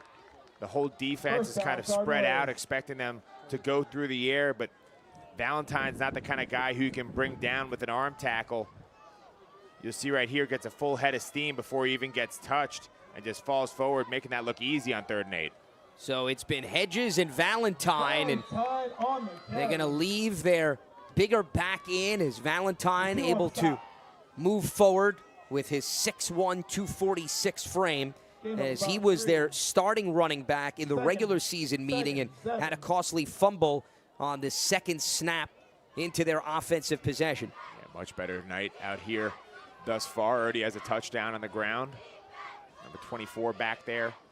So Hedges will spell Valentine, and he's going to spin across the 35-yard line for another first down, as Hedges just like a bullet up the gut that not many guys can get a grasp of. Yeah, right here, just a good lead block by the tight end. Hedges gets a full head of steam going, and it's just been easy running the ball all day long for Cardinal Hayes. If I was calling plays for the Cardinals, I would be leaning on the run. Number 28, number 24 has just been a winning combination for Hayes. That's exactly what they've been doing. That was Hedges on the handoff. And they're going to leave Hedges in the game as they knock on the door of the red zone with under 3.5 minutes to go here in the first half. And this seesaw battle ensuing between the 3 and the 6 seed. I wonder at what point St. Anthony's loads up the box. Play action, Mercarelli. He's going to take off, and Mercarelli is going to be able to move the chains thanks to his legs. So a guy that was not known for his running ability is following the lead of his 2 running backs to create a triple-headed monster. Yeah, it does a really nice job. Just sees that seam open up behind Carlos Taylor and says, hey, I'm going to take that if you're giving it to me. Moves the chains yet again, and another really nice drive coming together for Cardinal Hayes. Taylor making just his second start. Hedges is back, and he furiously enters the end zone again with more wiggle room on the ground. Khaled Hedges with his second touchdown, the 3rd for the team, and Cardinal Hayes is back in front with another blow at the expense of St. Anthony's. Yeah, Khaled Hedges, a Bayshore guy, feels right at home out here on Long Island, sees a seam and goes for 6. That's as easy as it's going to be all season long for number 24, and Hayes reclaims the lead in what's been a back-and-forth matchup. So Hedges now with 7 rushing scores on the season, and no surprise, they're going to keep their offense out of the field. They're 2 for 2 with 2-point conversions thus far. And they're going to look to line up their big targets in the passing game. And Hedges is on the field. You see him in the slot on the left side of your screen. Can't lose sight of Adeware, big number 88, who they hit up for the last 2-point conversion. Split just to the right of Mercarelli. And Mercarelli's going to use his legs to extend, and that is going to be a wide open pass to Aiden Howard. There is a flag, though, on the play. And that is going to be a hold that'll wipe out the 2-point conversion. So now all of a sudden you're looking at a 2-point conversion scenario where you got 13 yards to go to convert. They were able to overcome a false start on their last 2-point conversion and pick up 8, but 13 is not an easy task for one play to try and get it done. Well, C.J. O'Neal is still sticking with his offense. He likes the results thus far, and they'll just have more space to operate now within the open field as they... That's a silver lining right there. Well, because when you're in the red zone area or the goal line area, everybody's on top of you. Now, all of a sudden, you have a little breathing room, so it could actually turn out to their benefit depending on what they choose to run here. Mercarelli in the shotgun, Hedges in the backfield. So they put Drobnak in motion, and Mercarelli's going to fire, and it's going to bounce up and be intercepted. And an unsuccessful 2-point try as Johnny Booker was the intended target in the end zone. And you're going to see he had it and then took a hit, and the ball popped up and was picked off by Danny Rooney, their free safety. Yeah, it's just great timing right there by Sanchez, the cornerback, just getting there. As soon as that ball hits Booker, breaking that up, popping it up in the air, and goes the other way. So that's the first 2-point conversion stop of the night for St. Anthony's. As we're seeing so far, it looks like this could come down to the very last drive, so every point could really matter here. And I'm sure Joe Minucci's going to be a little happier with his defense, the way they finished that off after what was a pretty ugly drive prior to that. Cardinal Hayes, though, still with a 2-point lead as a result of the touchdown. And now St. Anthony's is going to look to issue a response with the kickoff coming their way and the wind playing mind games for both teams in terms of what we've seen on kickoffs and punts thus far. Direction of the wind appears to have changed a little bit, pushing towards the Hayes sideline. And here come the Friars with Moore. He's going to look for a cutback lane, and Kevin Moore's got room to operate as he takes it across midfield, and they're just going to have half the field to have to solve here in the late stages of the second quarter. That's such a big play right here by Kevin Moore. Gets a full head of steam, running, finds the seam right there up the middle, and he's going to bring this all the way into Cardinal Hayes territory and reclaim a little bit of momentum after that big-time drive from the Hayes offense. And Jeremiah Jackman was the one that was able to wrap him up and save perhaps what could have been a potential touchdown return. So we saw DeEsso connect with Kevin Moore, who just had the return for a touchdown on their last possession. Here's Bala looking for the edge, and Bala wrapped up and twirled around after a short gain. You saw Josh Lossman, their linebacker, involved in on the stop. Yeah, it's an interesting formation right there from St. Anthony's. That Anthony Mancaruso, the wide receiver, as kind of the fullback, split out in front of Bala, lead blocking. As they're going to hand it back to Bala as he spins across the 35-yard line, and that'll be good enough for a first down. So Xavier Bala, no surprise, picking up where he left off last time against Cardinal Hayes. One of the top runners in the Catholic League, who put so much time and effort in really changing his body and adding some muscle, and it's starting to show as Bala trying to muscle his way up the middle this time, and that is going to be another positive game. Yeah, Bala's really having another good night out here. There's a reason why he's gone for over 108 out of 9 contests for the Friars thus far this year. And St. Anthony's, even though there's only about 90 seconds left to go in the half, they've got 3 timeouts in their pocket, so no rush right here. A nice balanced attack. And Bala trying to fight his way across the 30-yard line as he'll able to set up a manageable third down. Bala, the last time he played Cardinal Hayes in the regular season, he had 25 carries for 102 yards and 4 touchdowns. And they are feeding their beast once again. As they come out here in the I formation. I mentioned St. Anthony's didn't have to worry about time, but I don't know if you want to go this slow. Only about 50 seconds left to go in the half as they're going to look to the sideline yet again, and then ultimately Joe Minucci going to burn one of those timeouts. Timeout, St. Anthony's. So 3rd and 7 coming up as we look at the history of St. Anthony's. Recently, 9-4 a year ago. They lost in the final, then 6-4 in 2023. They lost in the quarters and won it all in 2022 after an 11-1 mark. Yeah, that 22 team, so special. Went up near Buffalo and beat St. Francis in a snowy condition to win the state championship. That team led by a couple of studs, and Dante Torres and KJ Duff, who are doing big things on the college level.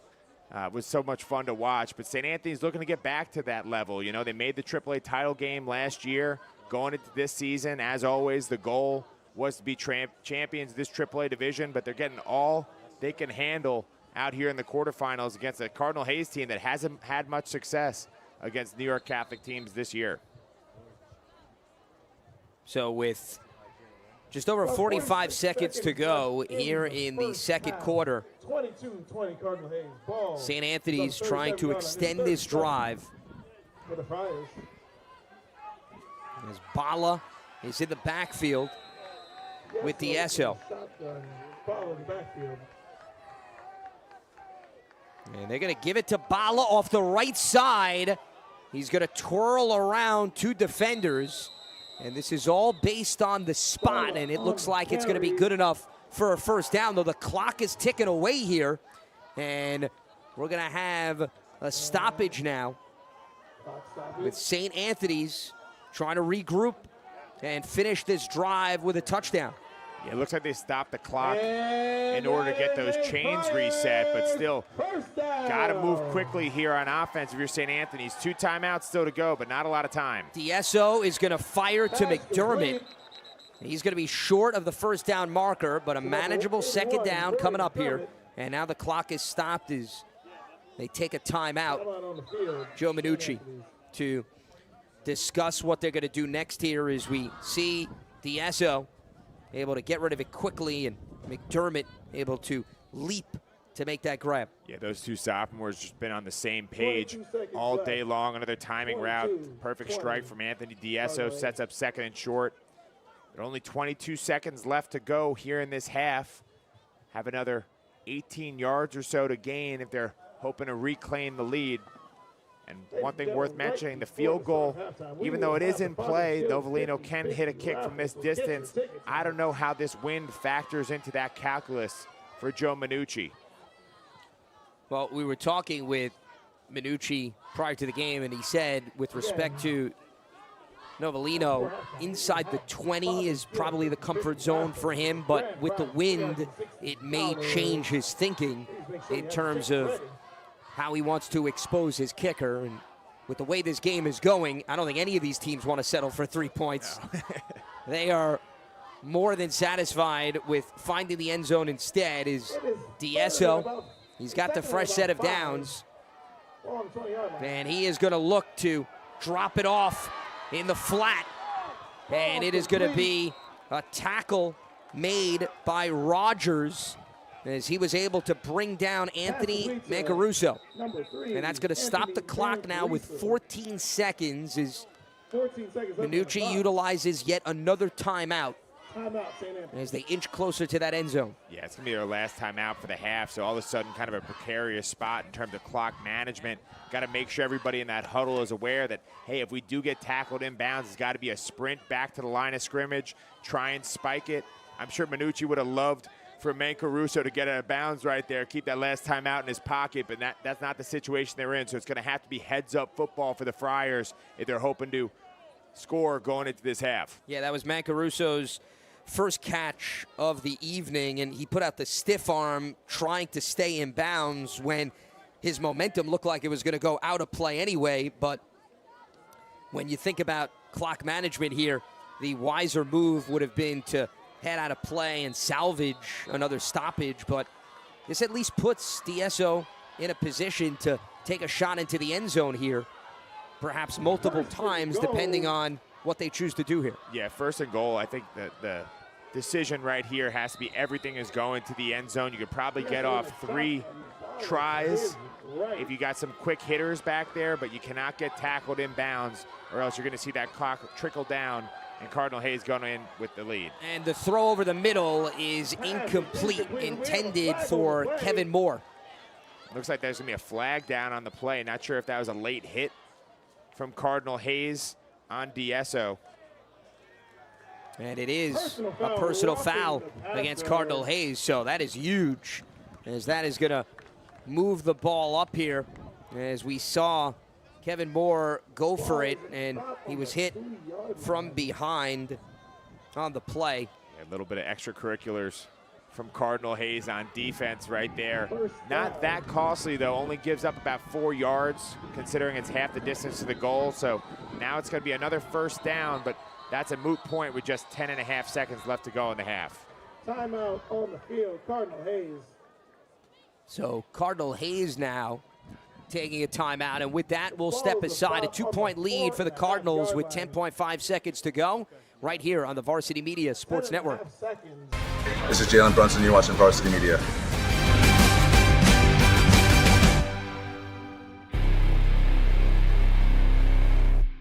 Help keep Varsity Media's broadcasts free on YouTube by considering an advertising sponsorship. Our coverage of local games helps local businesses get visibility in the community. To learn more about our sponsorship packages and rates, email ben@varsitymedia.net. For the latest news in high school sports, be sure to check out varsitymedia.net or follow us on social media @varsitymedia. So back out of the timeout, it'll be another opportunity here for St. Anthony's as they're trying to get the go-ahead touchdown right before the clock expires here in the second quarter. And it's going to be a second down for D'Esso. Tried to hook up with Kevin Moore on the previous play. And he's going to throw over the middle again, and that sails over the head and out of the reach of McDermott. Yeah, a little bit of grabbing right there from Cardinal Hayes, but St. Anthony's doesn't get the call. Now just 7.3 seconds left to go in the half. Going to have to be another quick hitter and then you presume that you see Novellino trot out onto the field to try and kick a field goal.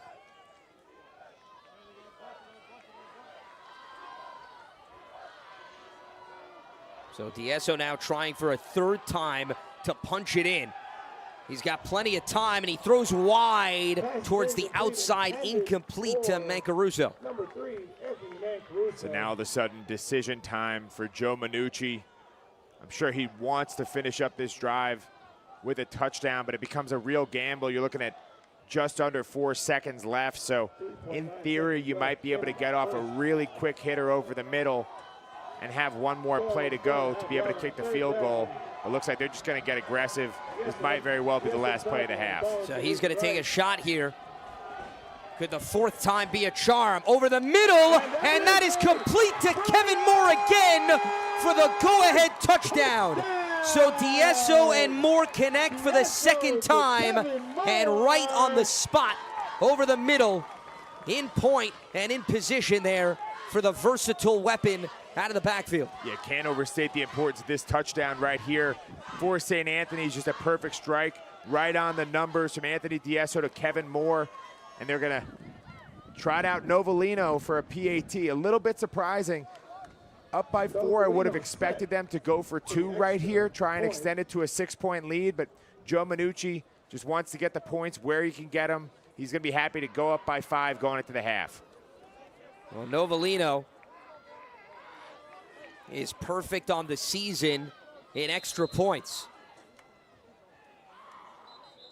Against Cardinal Hayes this season, he was 6 of 6 in the last game, and he came through multiple times here earlier today. So they are going to flag down on the field, which has been a common theme for Cardinal Hayes on these PATs, whether on the offensive or defensive side of the ball. But looks like that extra field position that St. Anthony's picks up is going to actually change the decision from Joe Minucci as the offense runs out onto the field looking to go for 2. St. Anthony's elects to go for 2. So now all of a sudden you're looking at about 1.5 yards to gain. Got to feel good with big number 14, Xavier Bala, lining up back there. Cardinal Hayes knows that too, so maybe the play action. Well, they have Mancaruso out of the backfield as well, and D'Esso is going to give it to Bala, and he'll walk in up the right side for the 2-point conversion, and looks like we've got another flag. This time around, it's on St. Anthony's. Looks like that hold was able to seal the edge so nicely and allow Bala to walk into the end zone. So you might be seeing Dean Novellino out here yet again. As the game of musical chairs ensues here. Yeah. It's still a little bit of a head scratcher for me, though. Why, if you're St. Anthony's, you don't just go for 2 right here? Going up by 5 doesn't do all that much for you, versus if you're up by 6, all of a sudden that's a touchdown and then a stop on a 2-point conversion. You're still in a tie ball game. So not too sure about this decision right here, but they're going to play it safe, put their kicker out there, and let him kick into the wind to try and go up by 5. So here is Novellino looking to stay perfect tonight in extra points. And that is no good off the left upright, and we've got another flag, and this is going to be roughing the kicker. So you could not script the ending to this first half with multiple flags coming down, and you're going to see that there was a collision right into Novellino as he was able to put up the kick. And Cardinal Hayes is all of a sudden in the handing out gift mode. So now St. Anthony's going to keep the kicking team out there. A little bit of an easier PAT, but do have to mention that previous try doinked off the upright. So an opportunity for Novellino to correct that prior mistake and drill this one through the uprights. Redos have been the theme in the final seconds, and that redo is going to pay off after the penalty. He's able to capitalize and send it through the uprights. Now another flag comes in. This was after the extra point, maybe a celebration of some sort following the extra point, as that is going to be upheld to make it 27-22, but you see there's more laundry on the field here. Yeah, it's been a busy first half for our white hat Chris Atchison, who's had his hands full. Joe Minucci trying to understand fully what's going on out here. Looked like the penalty is a dead ball foul against St. Anthony's, so you'd imagine that'll be ensued on the next kickoff to open up that second half. And St. Anthony's won the toss and elected to defer, so they will be receiving to start the third quarter as an eventful final few seconds caps off the first half. D'Esso, though, finding Kevin Moore for the second time for the go-ahead touchdown as the Friars are going to enter the locker room up by 5 here in South Huntington, New York on the Varsity Media Sports Network. Watching the Varsity Media Sports Network, the home for New York high school sports. At St. Francis Heart Center, we're not just regional heart experts. We share our greater success with the world. We don't just pioneer technology. We do it more than anywhere on Greater Long Island. And we don't just win awards. We deliver greater outcomes for people like you. As New York's only specialty designated cardiac center, we're not satisfied with just being good. This is Long Island. This is St. Francis Heart Center, and greater lives here. Now is a great time to book a sportscast with Varsity Media. What sets our sportscast apart isn't just the quality of our production, it's the knowledge, passion, and professionalism that our announcers bring to every game. And here he comes again. Off the backboard! Are you serious? Daly tries another three. That one's good. One from the left corner, now from the right. Daly's on fire with 10 points in the opening quarter. Loose ball, Keyshawn White has it. He's just going to let it fly. Oh! Keyshawn White from half court. That is cash. What a way to end the third quarter. Our commentators research athletes and highlight storylines that matter to your communities. Our approach creates a broadcast experience that not only informs, but elevates the athletes, giving the kind of recognition usually reserved for professional levels. Varsity Media's announcers make sure that every athlete has their moment. So book a Varsity Media Sportscast today, and let's get your team the recognition it deserves. Hey parents, coaches, and players. Ever wonder what makes Varsity Media stand out as the tri-state leader in sports live streaming and videography? If you're looking to optimize your sporting event, look no further than Varsity Media's coverage. Since working with them over the course of the past 4 years through the Elite 5 New York City Football Showcase, their coverage has helped take us to the top. Varsity Media does an unbelievable job in terms of the broadcast, backgrounds on kids, do a great job of exposure from top to bottom. I couldn't really say anything negative. It's been a great couple of years that we've been working together, and it's just fantastic. Well, I'll tell you, the fact that you guys are here has helped grow it, really. I mean, Varsity Media's been a good partner with us now for the last couple of years. That brings this game to a much broader audience. The level of detail and that you go to, I mean, obviously the announcers, the camera angles, the slow motions, I mean, you feel like it's being covered by, ESPN. If you'd like to book with Varsity Media, reach out at 516-403-2050 or email ben@varsitymedia.net. This is Jalen Brunson. You're watching Varsity Media.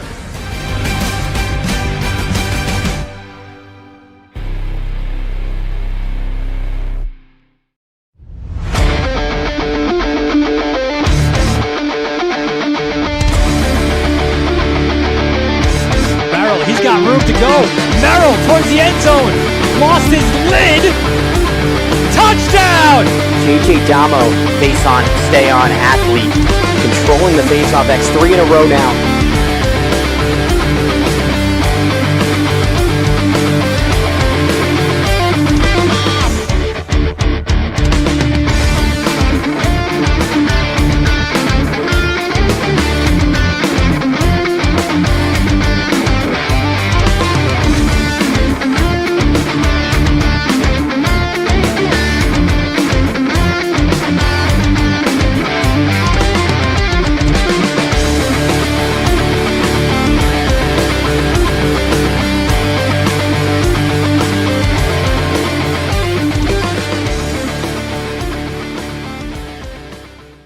high school sports fans. Varsity Media is the exclusive live stream partner of Nassau County Championships. To live stream fall, winter, and spring championship events, head to varsitymediapass.com to order. Now accessible on smart TVs. Varsity Media is your home for the Nassau County Championships.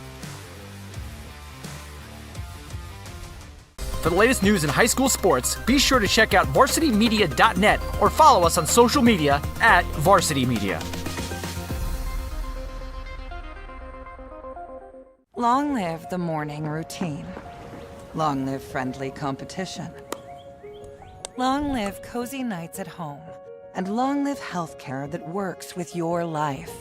Access to great doctors, simple mobile app, convenient locations across Long Island. Absolutely. You have options, but at Catholic Health, we'd like to remind you to choose you first, because we did too. Long live you, and long live Long Island. Now is a great time to book a SPORTSCAST with Varsity Media. What sets our SPORTSCAST apart isn't just the quality of our production, it's the knowledge, passion, and professionalism that our announcers bring to every game.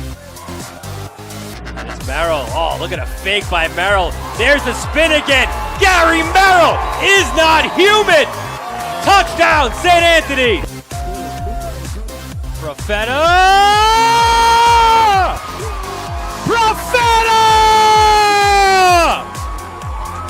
1-0, Garden City.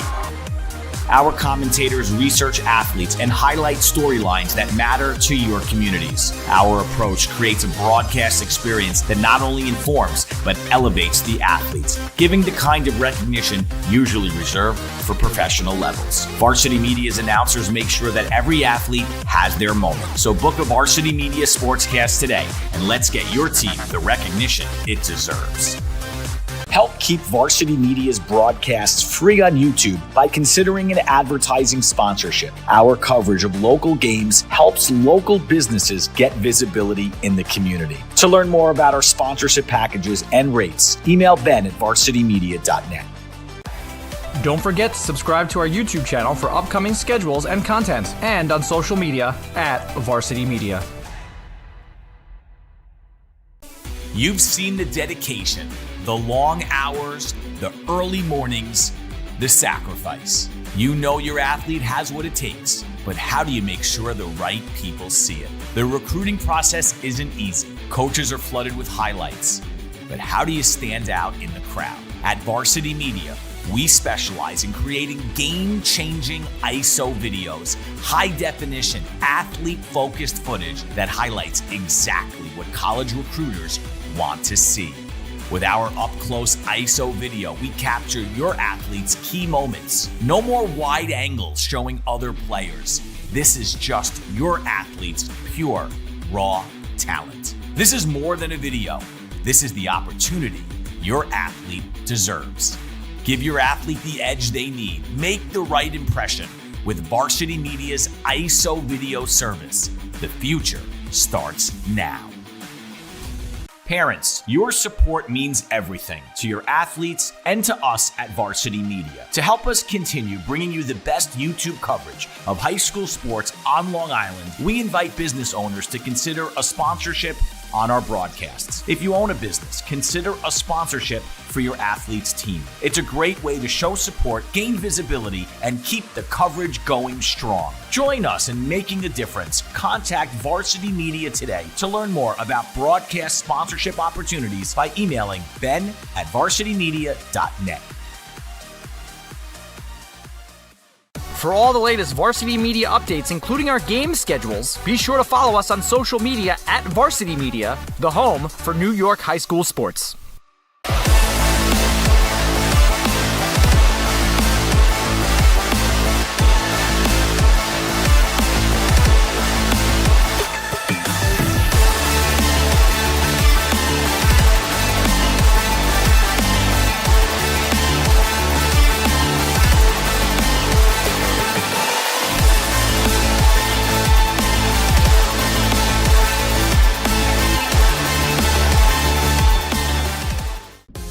Are you a local business looking for new and creative ways to promote your company? Varsity Media offers affordable rates that can get your message across to a demographic of 18 to 54 years of age. Our follower base across social media is 75,000 strong, and our viewership numbers per game are in the thousands. Don't blow your advertising budget on old staples like TV and radio media. Reach out to Varsity Media to get the best bang for your buck. You're watching Varsity Media, New York's high school sports network. Now's your chance to score a touchdown with Varsity Media's ISO video. Video footage that focuses on your athlete only. Perfect for recruiting reels. Spots are limited, so reach out today. Email jeff@varsitymedia.net to book your next ISO video with Varsity Media.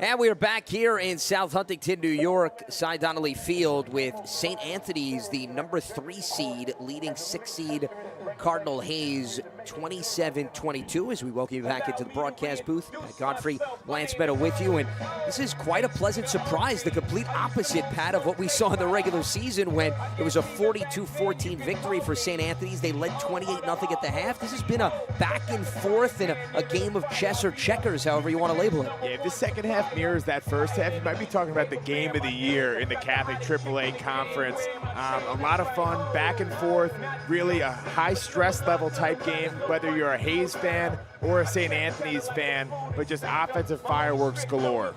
Well, speaking of the offensive firepower, let's take you through the highlights from the first half. This was quite the back and forth battle royale, and it started with a home run. Rory McDermott taking it to the house, getting way out in front of all the Cardinal Hayes secondary members, and that was an easy touchdown to make it a 7-0 lead. And then we saw the return of Cardinal Hayes, who was able to dive into the end zone. Then a blocked punt by McHugh, and John Drew, Johnny on the spot, able to scoop it up and score. And special teams wreaking havoc yet again after that backfired on Cardinal Hayes in the regular season. Back to the offense we went. How about Kamani Valentine, who started in place of Hedges in the regular season? He was able to run it up the gut for a score. And then it was, again, Hedges off the right side, able to find some holes through the St. Anthony's defense. The third rushing touchdown for Cardinal Hayes, and Kevin Moore joining the party as him and Diesso were able to hook up right at the tail end of the first half. That was the second receiving touchdown for him, and it was pretty much a jockeying of position all through the first two quarters. Yeah, Lance, so far zero answers on defense for St. Anthony's on how to stop this rushing attack for Cardinal Hayes. They've been running all over him. The only time there has been stops is when Cardinal Hayes has really just kind of gotten out of that and relied on the passing game. So that's something that I'm sure they were addressing over halftime. And then on the flip side, St. Anthony's has done what they've done all year long. They've been very consistent and balanced offensively. That touchdown right before the half was absolutely huge, making sure that you got 7 in that situation. But still, we're looking at a 5-point game and a big second half of football to be played to determine who makes that trip up to Iona Prep for the semifinals of this AAA division next week. Well, Pat, let's put some things in perspective here. We mentioned off the top of the broadcast, Cardinal Hayes has dropped 7 in a row since their opening victory of the season, September 6th. They beat St. Joseph's Collegiate Institute. They scored 28 points in that win. So during this 7-game skid, the most points that Cardinal Hayes has scored in a single contest, 18. They have surpassed that tally during the 7-game skid in the first half alone in this game. That's a huge stride for C.J. O'Neal and his offense. It's absolutely shocking. If you would have told me going at the half that it would have been this close of a game, I would have assumed that St. Anthony's might have had a couple turnovers, some sloppy football, a low-scoring affair. But instead, it's been Cardinal Hayes going punch for punch offensively with St. Anthony's all day long. And if they can continue to run the ball as they were able to throughout those first 2 quarters, it's going to come down to whoever has possession to finish off this game to determine who's going to win it. Well, the return of Cardinal Hayes has been enormous for the Cardinals, as we showed you during the highlights. He's got 2 rushing touchdowns, some big game-changing plays, and he has been able to take advantage of an offensive line that has moved around. Kevin Mann to left tackle from right guard because of the injury to Jamar Malcolm. You referenced, Pat, a few times Carlos Taylor, who is in at right guard for Kevin Mann, who moved over to the left side. And this is just his second start. The sophomore from Brooklyn has been paving the way for Hedges throughout this game. Yeah, and the inexperience really hasn't shown. I mean, we knew he had the physical tools to be successful at 6'5", 361 pounds. And let me remind you, we're talking high school football. This isn't the NFL. 361 on the O-line, and he's been moving people out of the way, making things easy for Hedges and Valentine. So it's just been a recipe for success all first half. We'll see if that continues or if St. Anthony's is able to make the necessary adjustments to respond to this potent rushing attack from Cardinal Hayes. He's a big kid, but he's very athletic. So St. Anthony's is going to field it here for the opening kickoff to the second half. And Kevin Moore, with his blazing speed, is going to take it up the sideline. And he's going to enter Cardinal Hayes territory as he cuts inside the 40-yard line. and this is excellent field positioning to start the third quarter. Another huge return right here from Kevin Moore. The penalty going into halftime gives Hayes the ability to kick that ball from about the 50-yard line, but it's not going to matter. Moore able to break a tackle, run for daylight, and all of a sudden, Anthony Diesso and company looking at about a 36-yard field as they hope to march down and score yet another touchdown. Elijah Thomas, the punter who is handling kickoffs, he was not in position to slow down Kevin Moore, and as a result, Moore nearly took it to the house. They're fortunate that they were able to trip him up, but nonetheless, this is great field positioning here out of the gates of the third quarter, and they give it to Bala, and Bala is going to be gang tackled as he slowed down at the 35-yard line. Yeah, really nice job slipping a block right there by Isaiah Jones, one of a host of Hayes defenders in there, but Bala just hasn't had a ton of space to work with at most times today. Hayes doing a pretty good job of containing him. No gain on the play, 2nd and 10. And all of a sudden you're looking at a 2nd and 10 on this opening drive of the second half. So the penetration for the Cardinals pays off. As there was no gain on that run, and again, they're able to bottle up Bala as a great effort there from the defensive backfield for Cardinal Hayes in the form of Jeremiah Jackman. Jackman, we've been calling his name all day long, and he's the guy who is definitely a huge asset as you're trying to cover these St. Anthony's receivers, but in terms of the impact on the run game, I don't know if anybody saw this coming from a guy who's about 180 pounds. Sophomore out of Brooklyn is making his presence felt, as he has been all over the place, whether it's special teams or the defensive side. So after 2 no gains, 3rd and 10, play action over the middle to McDermott, and that is going to be good enough to move the chains, as the run couldn't gain any momentum, but it's still set up a pass completion on 3rd down. And McDermott is just having himself a night out here, only a sophomore, but quickly becoming Anthony Diesso's favorite target. We're used to calling the names of guys like Johnny Russo, Mancaruso, who's been big all year long, but really McDermott stepping up as the go-to guy within that receiving core for St. Anthony's. Yeah, McDermott had 17 catches coming in on the season, which put him 4th on the team, yet he is all of a sudden the top target this evening. Bala weaving in and out of traffic, and he's able to cut inside the 15-yard line after the completion to McDermott. Yeah, right here they're going to run behind Rocco Scalise, and big Justin Joseph, the 290-pound sophomore at right tackle, were able to pave open a nice lane for Bala. It's a good pickup on 1st down. That's the right side of the offensive line. Diesso, he goes to the right side, and that pass is too high and incomplete, intended for Kevin Moore. One thing I will mention is the quick hitters haven't been as effective out here tonight as they have been all season long for St. Anthony's. Not exactly sure why, but Jax Prokop has not played in this game. He's usually kind of their big blocker out on the edge that springs things open for this receiving core. With that wrinkle out of the game, all of a sudden you're seeing guys like Mancaruso, Christian Bordeaux right now lined up at that fullback spot where big number 8 usually posts up. They go to the ground again as Bala takes a hop over a few defenders and is tripped up by Ethan Wafe, the safety, as they try to get deeper into the red zone. And really got to respect the balance that St. Anthony's has had offensively all day long. Even when they get stymied, they're happy to continue to go back to the running game, make sure that Hayes has to play them honestly. Bala trying to find an opening, and he's going to be unsuccessful as he'll be pulled back there by Lossman, number 33, who has been getting down and dirty all throughout this contest. Yeah, Josh Lossman.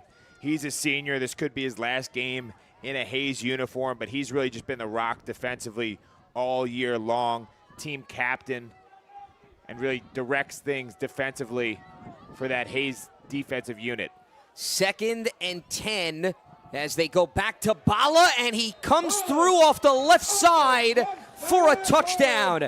So Xavier Bala, who had a field day against Cardinal Hayes in the regular season, is able to throw his name out in the mix here tonight And the seesaw battle's going to ensue with Bala utilizing his athleticism to get into the end zone and punch it in for a padding touchdown. Yeah, some good patient running right off the backside of Christian Bordeaux, his lead blocker. That's a 21st touchdown of the year for Xavier Bala. It's just an astounding number, averaging over 2 per game on the season, and just kind of shows you yet again why this guy has been evaluated as a 4-star recruit by most major services. So they're going to go for the 2-point conversion. They give it up to Bala, and Bala still on his feet, but eventually brought down, as you saw Lossman and Andrew Gill able to wrap him up and prevent St. Anthony's from making it a 35-22 game. So it'll stay as an 11-point lead here in the early stages of the third quarter. But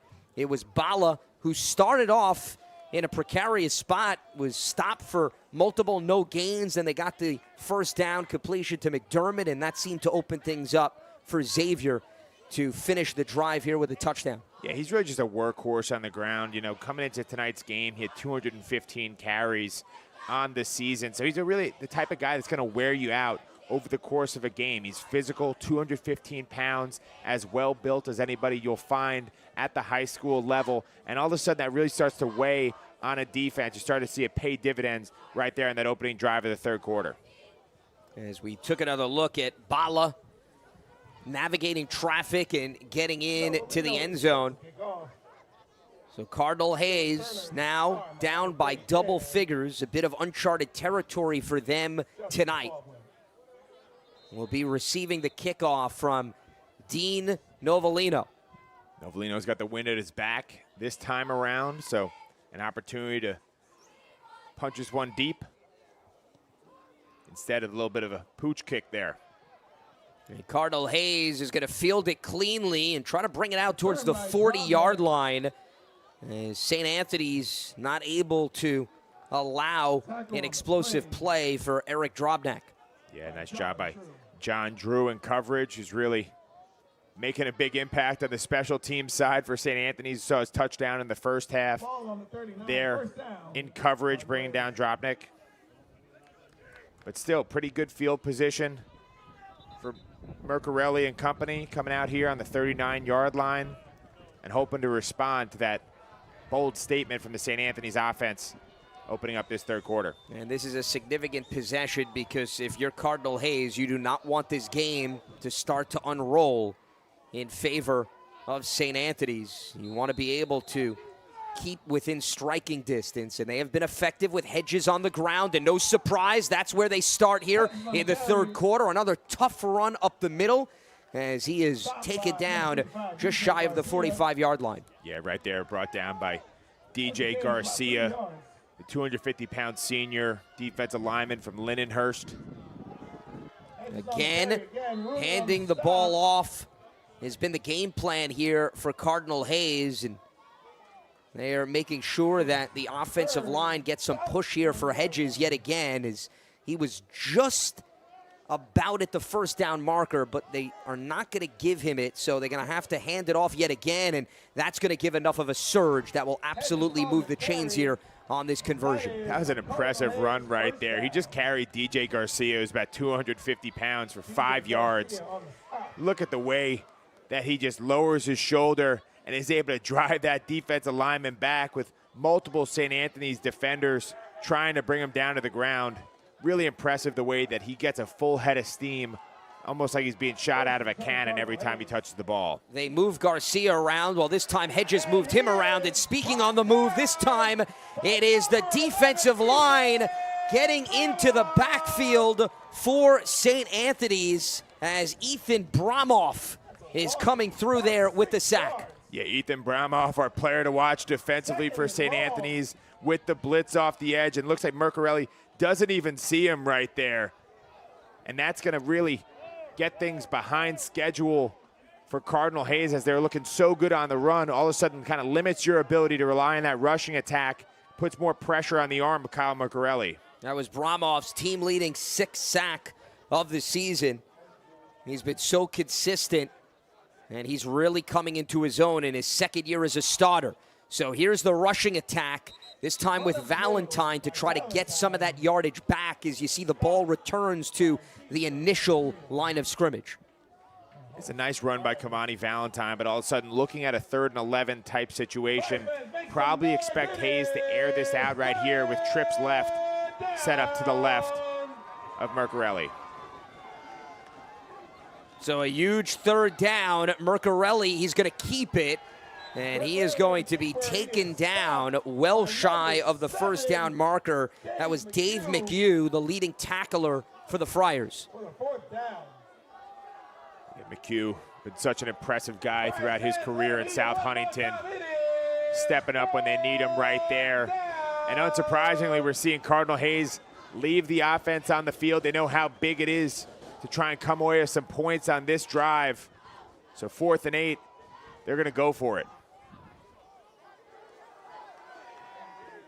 And they're leaving Valentine in the backfield as they put a man in motion, and that high snap is going to have to try to be salvaged, and it's going to be an incomplete pass intended for Drobnak as Mercarelli was pressured, and it's going to be a turnover on downs as the wheels on this bus starting to fall off Cardinal Hayes. Yeah, just a miscue right here. Philip Ramdas snaps the ball, and Mercarelli's not ready for it.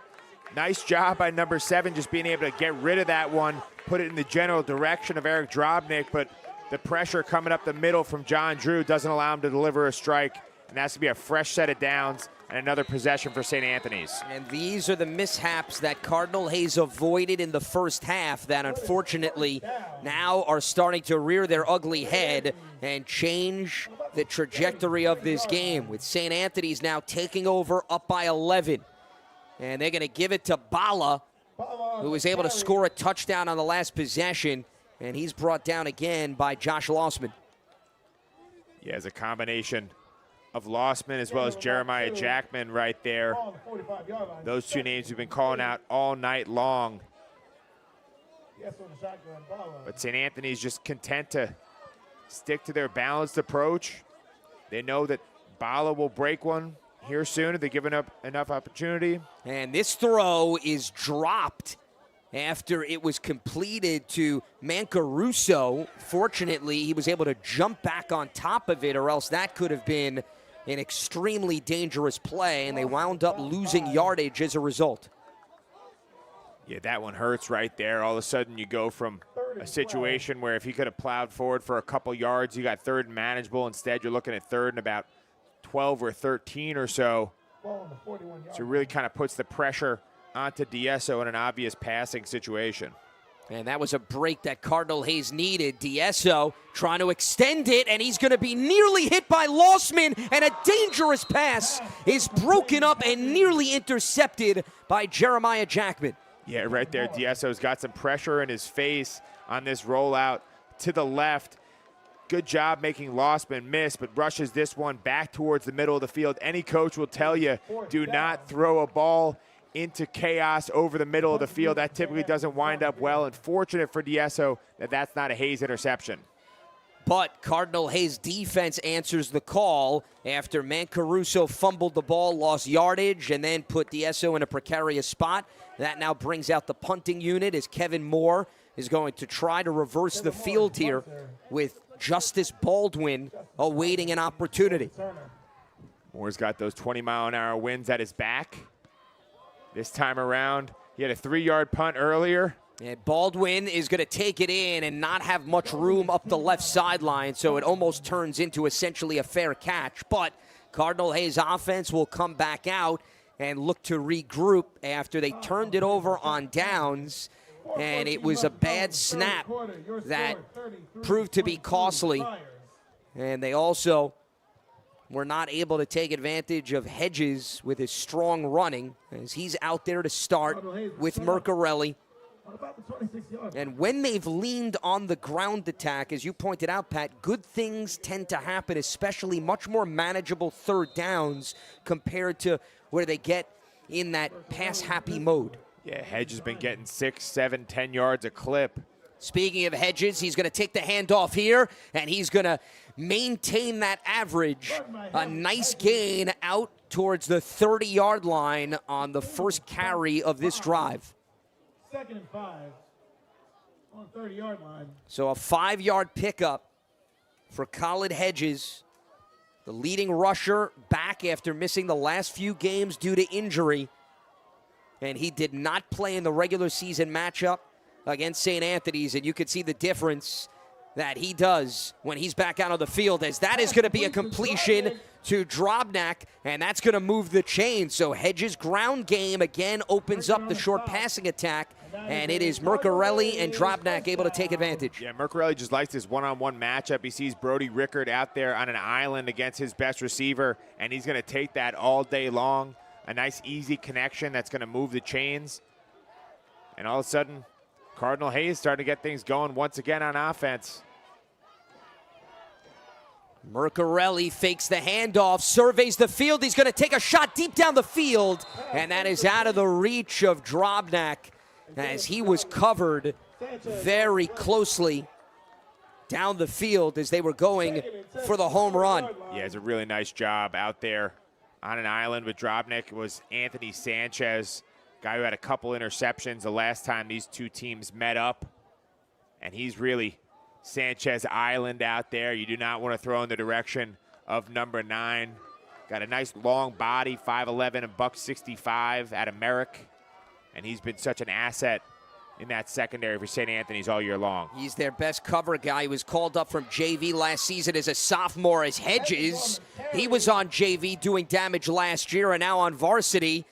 He is just continuing that theme as he takes this out to midfield, and that is going to be another first down under his cap. Yeah, Hedges, just a sophomore, gave the senior John Drew a little bit of a ride there on the way to another first down. So number 24 continues to put in the great work he's had all night long.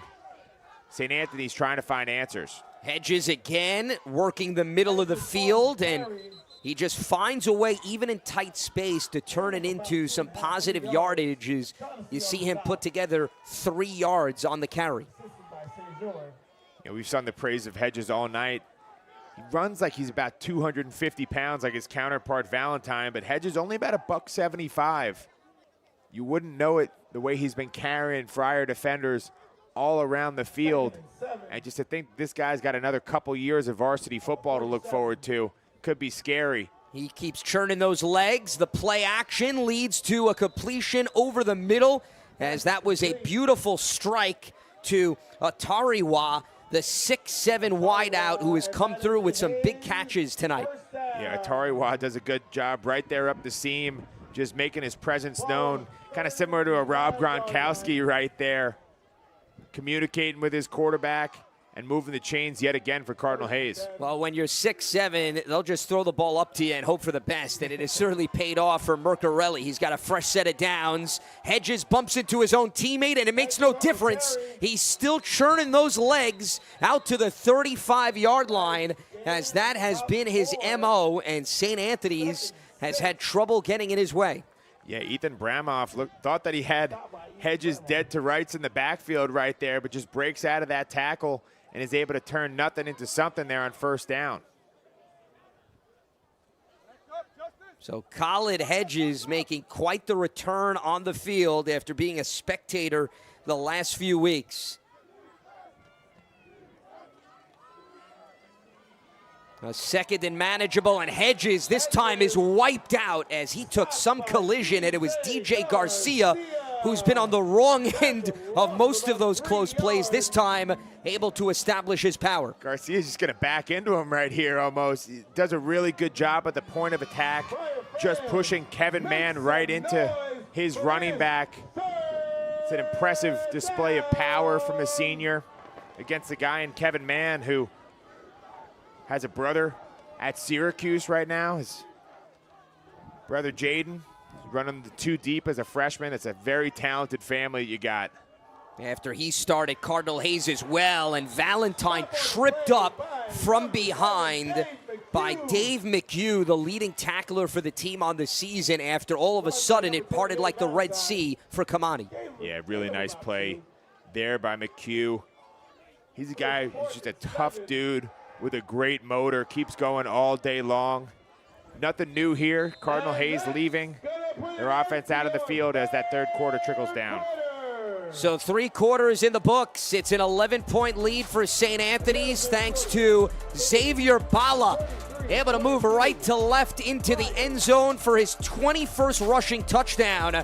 Cardinal Hayes having a decision to make to start the 4th on the Varsity Media Sports Network. This is Jalen Brunson. You're watching Varsity Media.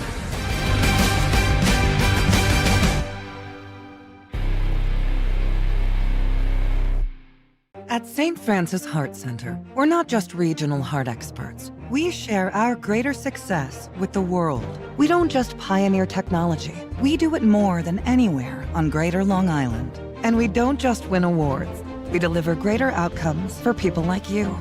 As New York's only specialty designated cardiac center, we're not satisfied with just being good. This is Long Island. This is St. Francis Heart Center. And greater lives here. Now's your chance to score a touchdown with Varsity Media's ISO video. Video footage that focuses on your athlete only. Perfect for recruiting reels. Spots are limited, so reach out today. Email jeff@varsitymedia.net to book your next ISO video with Varsity Media. Back here in South Huntington, New York, Cy Donnelly Field.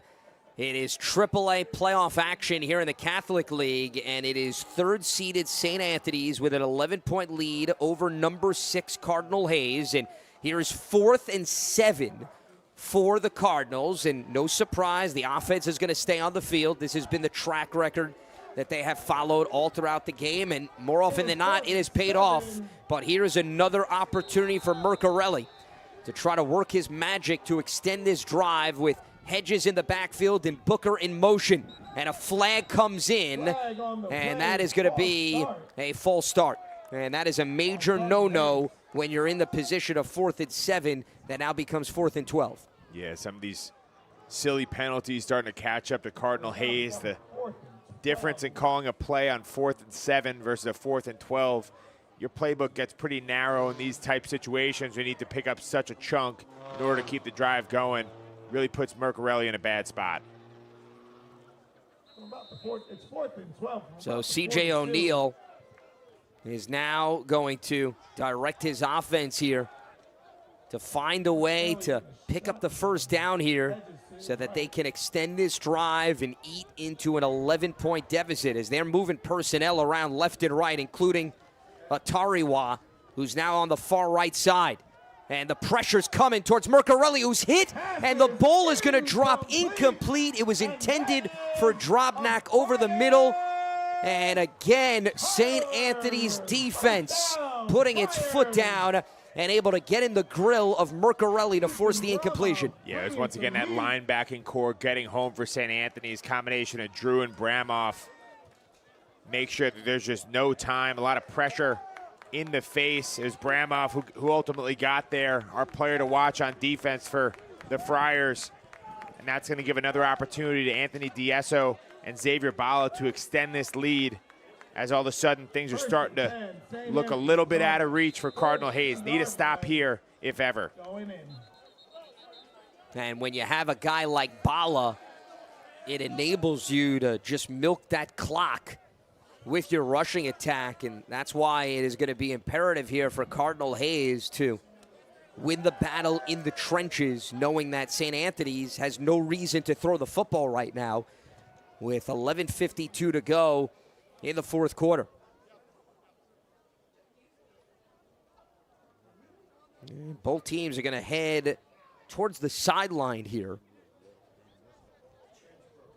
The chain is broken. So that is why we have a stoppage of play, is off camera on the far side of the field. There is a malfunction, something you don't see very often. Don't see that a lot. Stevie Nicks would not like that. She once said, "You will never break the chain." But unfortunately, that message was not communicated down onto the field here in South Huntington.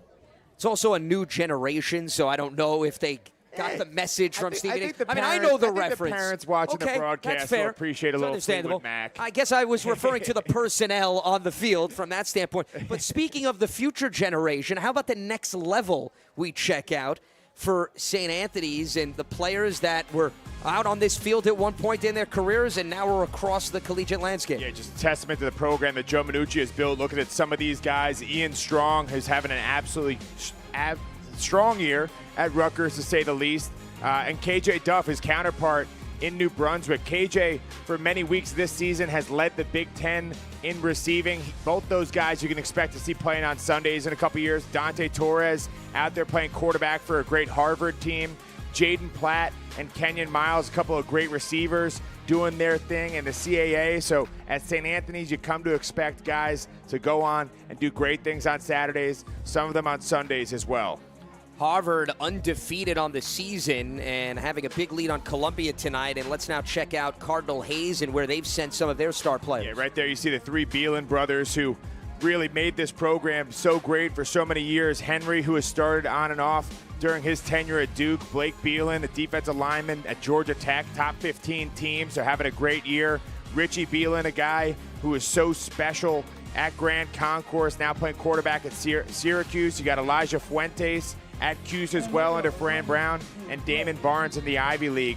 And that's not even going to mention Jaden Mann, who is also running with the twos at Syracuse. So really impressive what C.J. O'Neal is able to do in developing these guys, helping them get their opportunity to earn a full scholarship and go play on Saturdays. Well, they fixed the chains, but that's not going to move them because that's an incomplete pass intended for Kevin Moore. He could not scoop it in.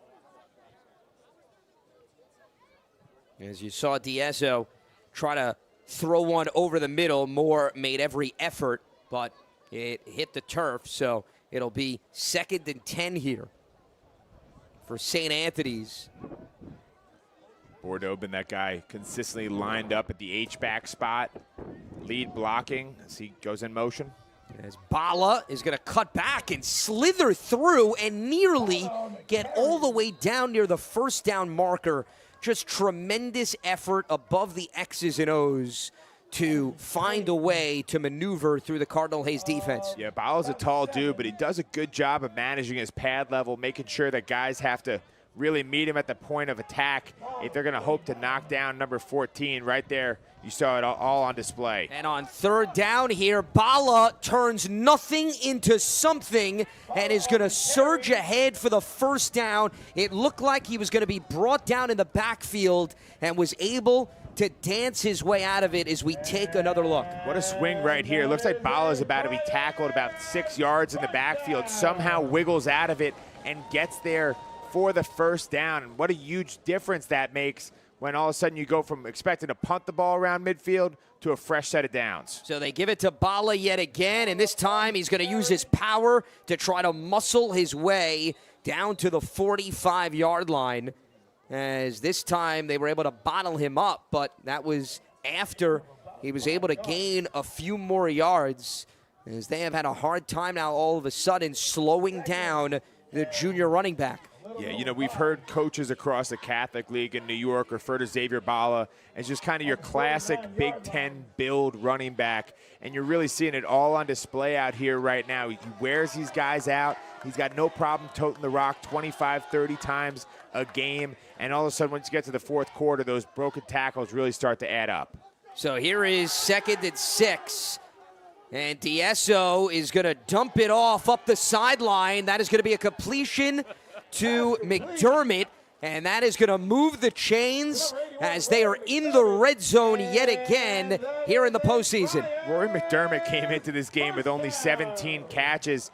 I don't know, that feels like it was at least number 8 or 9 for number 81, and just so impressive seeing the sophomore doing his thing. I know my kids at home wish that I said 6 or 7, but I think it was 8 or 9. Well, he has been filling up the stat sheet over the course of this contest. There's no doubt about that. And he has been quite the outlet and a reliable target for D'Ezzo. And now, as they are inside the 20, I'm sure we're going to see more of Bala, and that is exactly who they hand it off to. That'll be a short gain as they're once again getting that clock moving with under 9.5 minutes to go in the fourth. And if you're St. Anthony's, you kind of feel like with the 11-point lead, if you can score again, even without a PAT, that gets you to a 3-score ball game. And with under 9 minutes to play, or as we approach that 9-minute mark, starts to feel like it's out of reach for Cardinal Hayes. So of the utmost importance for the Friars to try and make something happen, finish off this drive. And Cardinal Hayes on the flip side looking for a stop or a takeaway. They're going to go to the air with D'Esso, and going up to make the grab is Kevin Moore for the trifecta. His third touchdown of the night, and that may have been an early exclamation point as the senior wide receiver is tasting the second round, but there is a flag on the play. Yeah, Kevin Moore, so impressive. Looks like this one's actually coming back. Believe this is going to be a holding penalty against St. Anthony's, but nonetheless, Kevin Moore, a guy who has made a living in recent years on the defensive side of the ball. He's going down to Delaware next year to compete at the FBS level. He's going to be a defensive back, but just so impressive seeing those ball skills going up right there over the Hayes defender and bringing that one in, but unfortunately for the Friars, negated by the penalty. So that backs him up, and it'll be another opportunity here for D'Esso as he's just going to try to drop it off to Bala, but it's going to fall incomplete. Yeah, that was a dangerous one right there with Josiah Howard, who had his eyes on the interception. Big 280-pound nose guard out of Brooklyn right there. And all of a sudden you're looking at a third and about 17 type situation. It's tough, too, because you're in no man's land right here, Lance. You know, you wouldn't want to kick a field goal, but at the same time, the idea of just punting the ball from the 35-yard line is unfathomable. So maybe they try and pick up a portion of this here and go for it on fourth down. D'Esso holding on to the ball. He's going to take off himself, and he's going to find a way to get across the 20 and be taken down at the 15-yard line here. So he gained some positive yardage, and now on fourth down, a decision for Joe Minucci. If it wasn't as windy, I think you expect them to send Dean Novellino out here for the field goal, but with the wind in your face, Joe Minucci going to elect to leave the offense out on the field. Well, worst case scenario, if you don't convert this, you're still going to force Cardinal Hayes to have to go the length of the field from that perspective. But this could be a huge game-changing stop if the Cardinals can come through. And D'Esso is going to try to survey the field here. He's still holding on to it. He's going to get hit, and it's going to be an incomplete pass. And the defense comes through yet again for Cardinal Hayes. They are still breathing with 8.5 minutes to go. Yeah, and the great pursuit from the senior captain, Josh Lossman, right there.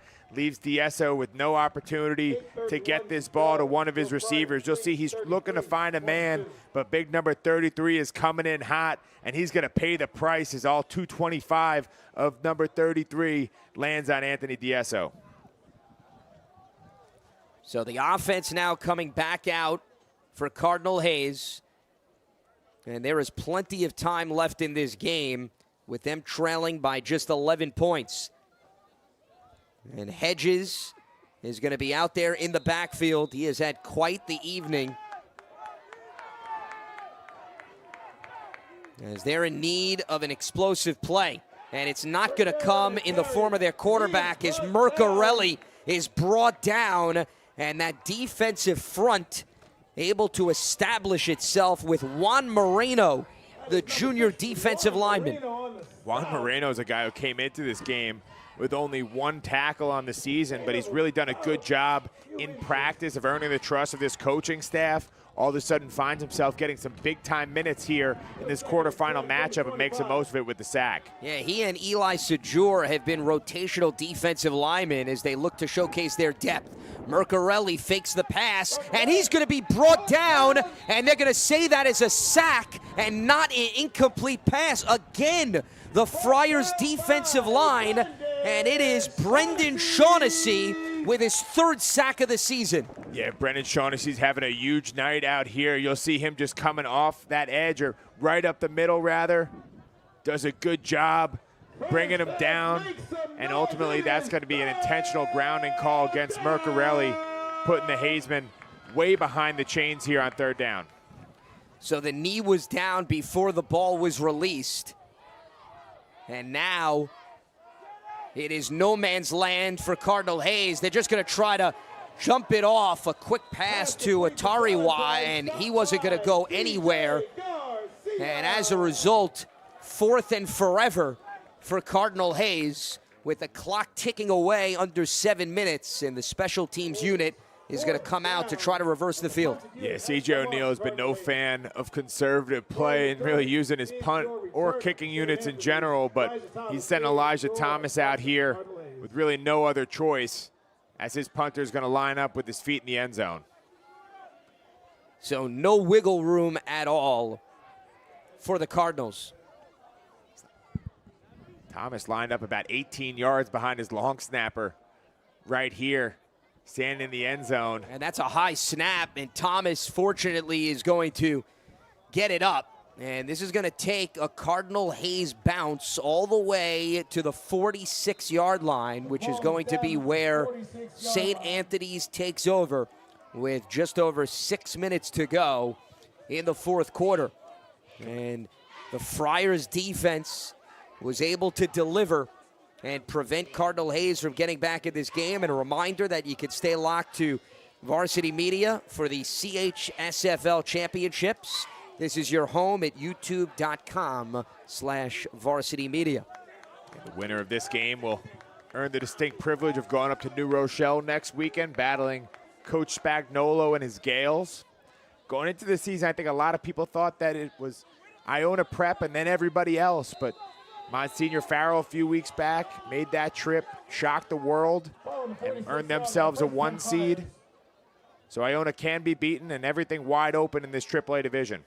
And it is the rushing attack again for St. Anthony's that is able to milk the clock and pick up yardage. Anthony Diesso keeping it, the quarterback, after they were trying to catch Cardinal Hayes off guard with some trickery in the backfield. Been impressed all year long with the grit of Diesso at that quarterback spot. Not the biggest guy in the world at 5'10", $170, but runs with a lot of guts. And he ran 61 times coming into this game, as that throw is wide of McDermott, his favorite target.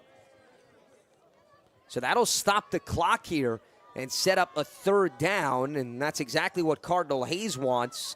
And now all of a sudden, if the Cardinals get a stop, they could very well be reclaiming the football.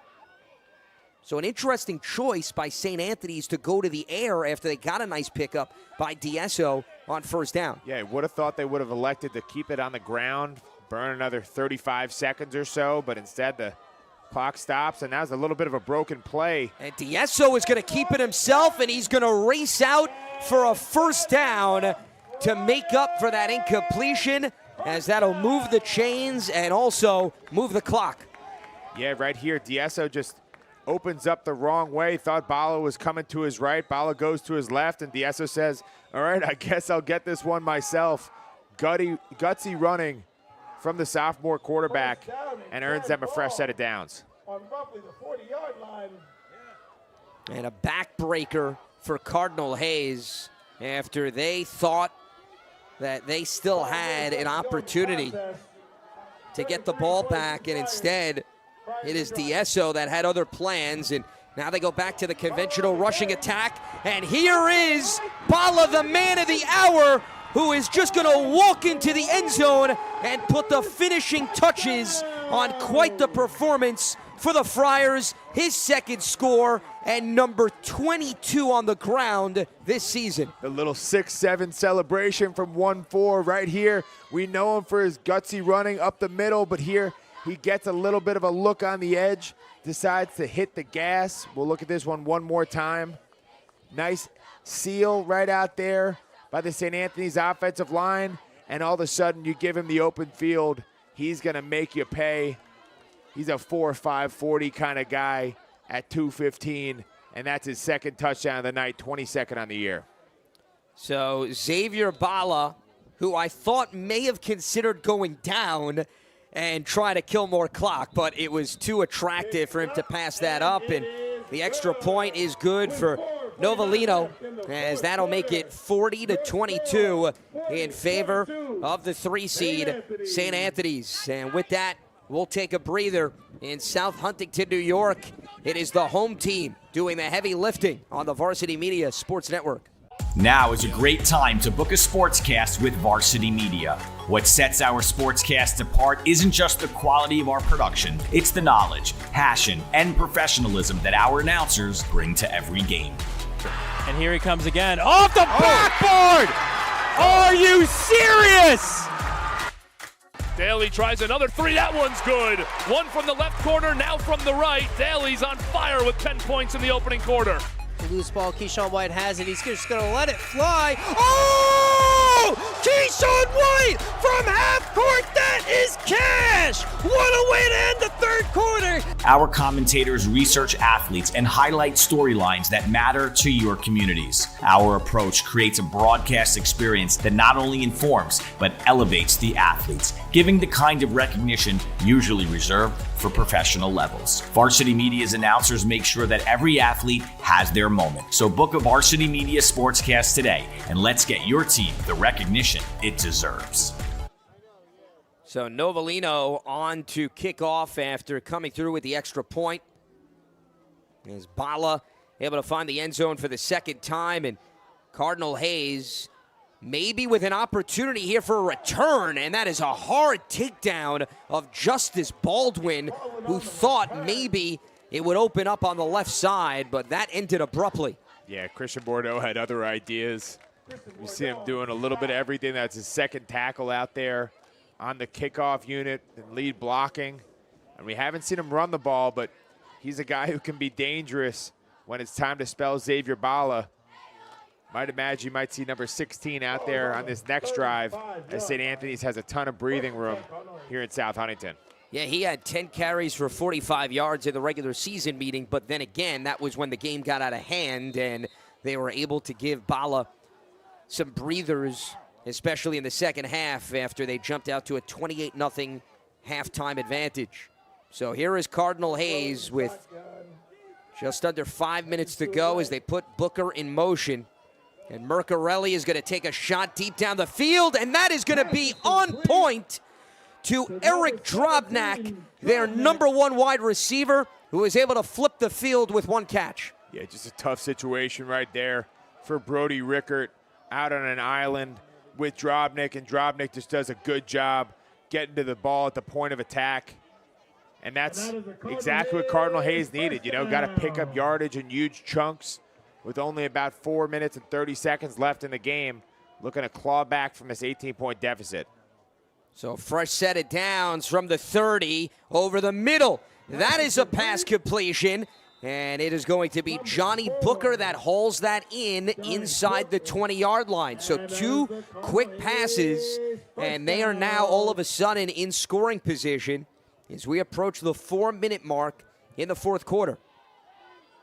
Couple really nice passes from Mercarelli.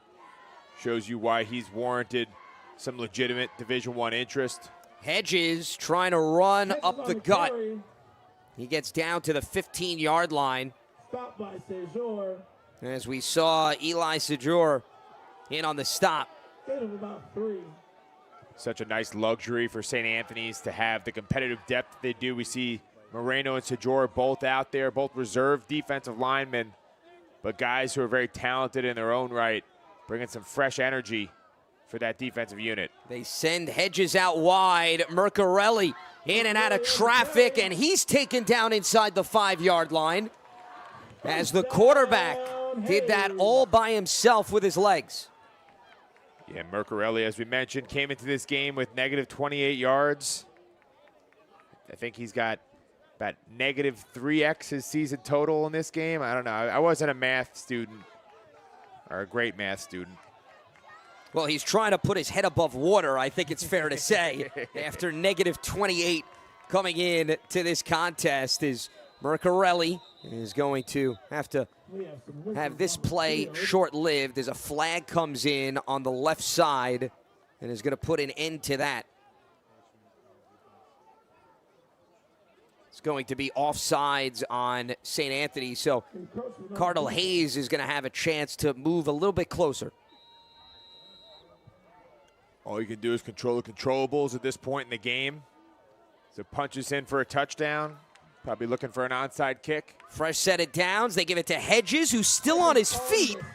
And they're going to say that his momentum was slowed down as it was a nice effort by John Drew, and now Drew is shaken up down in the middle of the field. He was able to wrap up Hedges by the legs and took a hit himself. It's going to set up a 2nd and goal here for Cardinal Hayes, but the training staff is now going to have to attend to John Drew, the senior linebacker who scored a touchdown in this game off a block punt. And let's take another look here. You're going to see Hedges up the middle and then Drew from behind, and then he's underneath the pile there. And you see all of a sudden starts holding his head, but the good news is he is walking off the field under his own power, and that is certainly a positive development for St. Anthony. Such a valuable component to their defense and one of the toughest players on the roster. Not only is he a football player, he's a rugby player, and you know, if you play rugby, you are cut from a very different cloth. They're going to go for the quarterback keeper on the sneak, and did he get across? Yes, he did. It's going to be a touchdown for Mercarelli as he is able to use that lengthy 6'4" frame to get in, and that is going to be his first rushing touchdown of the season. Yeah, right here, just a little bit of a sneak attack. He was feigning like he was looking over to the sideline, then does a quick snap right there and able to punch that one in. So once again, Hayes going to leave their offense out on the field and attempt a 2-point conversion, which will bring this to a 10-point ball game.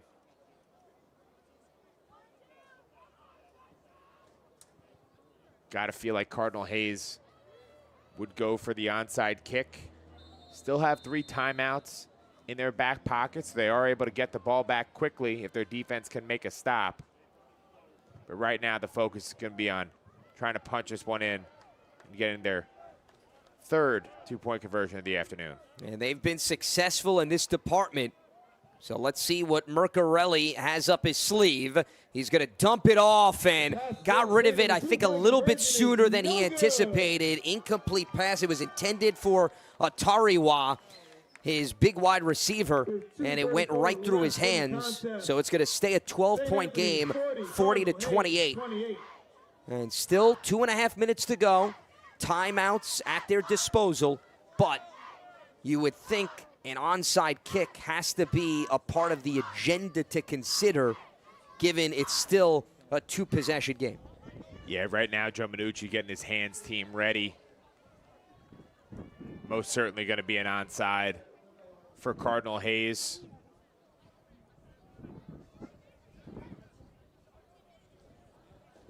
C.J. O'Neal came out here knowing that they're going to have to be the more aggressive team all day long. We're going to have to maybe steal a couple possessions, steal a few points. And they were right in it. It was a 5-point game at the break. It was 27-22. And unfortunately, some mishaps, turnover on downs, sacks given up, really changed the direction of this game. As what we just saw with Mercarelli was their first score of the second half. So that tells you all you need to know about how much the Friars have dictated the tone in the final 2 quarters. Here is the kickoff for Cardinal Hayes, and it is going to be Elijah Thomas, who is doing double duty as the punter and handling kickoffs tonight. And you see the hands team ready for St. Anthony's, and it is going to be a bouncer that is going to be fielded cleanly without any issues by none other than Noah Allen, their defensive back who plays the slot cornerback position. And he was in position to field it and make sure that his offense could take over. That was as easy an onside recovery as you will see. And now St. Anthony's taking over the ball again. Well, that kick, Pat, had so much velocity. I don't even know, even if it was mishandled by Allen, it got so deep into the traffic that in all likelihood, the chances of Cardinal Hayes recovering that was probably going to be slim. Man, it's crazy how the complexion of a game can change from just a play or two.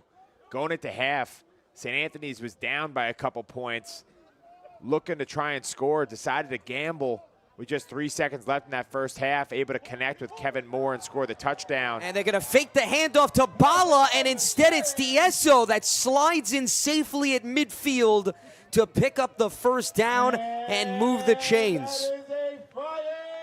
What a play here, and a design as they caught Cardinal Hayes completely off guard. Everyone went towards Bala, and it was the opposite side of the field that was left all alone for the quarterback. Yeah, such a nice job right there by Anthony Diesso. He's trying to follow up a guy in Gary Merrill who won the Gatorade Player of the Year in New York State last year. And I got to tell you, he can run the ball. It's been impressive to see all year long. I remember calling the Monsignor Farrell game in September for St. Anthony's, and Diesso was very hesitant to use his legs. That element has come along, and as a result, St. Anthony's been a completely different team, on pace to win their 5th straight game before heading up to Iona Prep next weekend. And I got to tell you, if I'm Joe Spagnuolo, I'm concerned about what I got a game plan for, looking at the balance of this Friars offensive attack. With what Bala can do, we saw Kevin Moore heavily involved. Rory McDermott proved to be an explosive player tonight, so there are multiple players that you have to account for now within this St. Anthony's offense, and that is going to be the task at hand for Iona Prep. You brought up Merrill. He actually had the go-ahead touchdown in the playoff game between both of these teams last year with 46 seconds left, so Cardinal Hayes knows about his leg work up close and personal, and they have now got a taste of Diesso a year later. Yeah, Diesso, a guy who still has a couple years left wearing that black and gold here in South Huntington. You think about the fact that Bala's only a junior coming back next year. This is really a team that's primed and ready to not only make a run this 2025 season, but be a force for years to come. Yeah, and McDermott is a sophomore as well. So just think about those 3 players with Diesso and Bala, continuity, and that is the man Bala again, in and out of traffic, still on his feet, and that is going to be a first down and then some for the junior running back, and there is a flag all the way back in the backfield area, so we'll await to see what the call is, but let's take a look at Xavier Bala again, just finding hole after hole in this Cardinal Hayes defense. Yeah, runs right off that Bordeaux block into the promised land, and right there you're going to see the attempt to bring him down with just an arm tackle, but that's not going to work against big number 14 as he has a full head of steam. As this penalty was against Cardinal Hayes, so as a result, you've got St. Anthony's again in the red zone here with just over a minute and a half to go, and it has been Bala that has put this team on his back in the second half, and when you have a lead, that is the exact guy that you want to feed. And they have followed the script as close to perfection as possible. St. Anthony's more than happy to kind of take their time here, let that clock drain down. And you might be getting pretty close to the time where you put the victory formation out there. I know C.J. O'Neill still has a couple timeouts left to go, but he's not electing to use it, yeah, at least at this point. And they are going to go to the victory formation here with under a minute and counting remaining.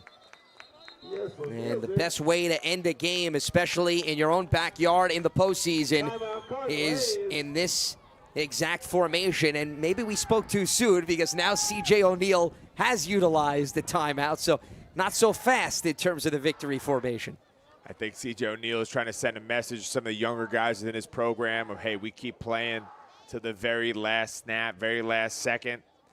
And though the clock is quickly running out on this 2025 Cardinal Hayes team, got to feel good about the future that they have up there at Grand Concourse. We just mentioned the relative youth of this St. Anthony's team, but you look at a guy like Cardinal Hayes, who's just a sophomore, already has an offer from the University of Buffalo. I wouldn't be surprised if this time next year we're talking about him in the same light as we talk about Bala, with a whole host of Division I offers. But a lot to build on through what has been a very tough season for Cardinal Hayes. They're used to winning ways up there in C.J. O'Neal's 23 seasons. There haven't been very many that looked like this, but the last time they had such a tough year, they came back and won the state championship the very next season, went from 2-8 to 12-2. So I think that's going to be the message all offseason long, is we're not defined by this down year, but as Hayesmen, we're the kind of guys who keep fighting, keep coming back, and we build towards a better future. So a lot to look forward to on that side, but tonight has been all about St. Anthony's and the team that they've put together this year that looks poised to make a real deep run in this playoffs. And D'Esso is just going to run back here and try to milk as much clock as possible, as he's going to put Cardinal Hayes in circles, and he is taking up a lot of territory. He's going to slide down all the way back in his own territory at the 40. And that's with 35.2 seconds to go. Pretty unselfish move right here, too, by Anthony D'Esso, because that's not going to look good on the stat line. Most guys don't want to take a negative 60-yard run baked into their average stats for the year. We'll see if the good folks at Max Preps give them some leeway on that one. But nonetheless, real heads-up move, being able to burn the clock and all of a sudden put them in a position to end the season of Cardinal Hayes on this upcoming snap.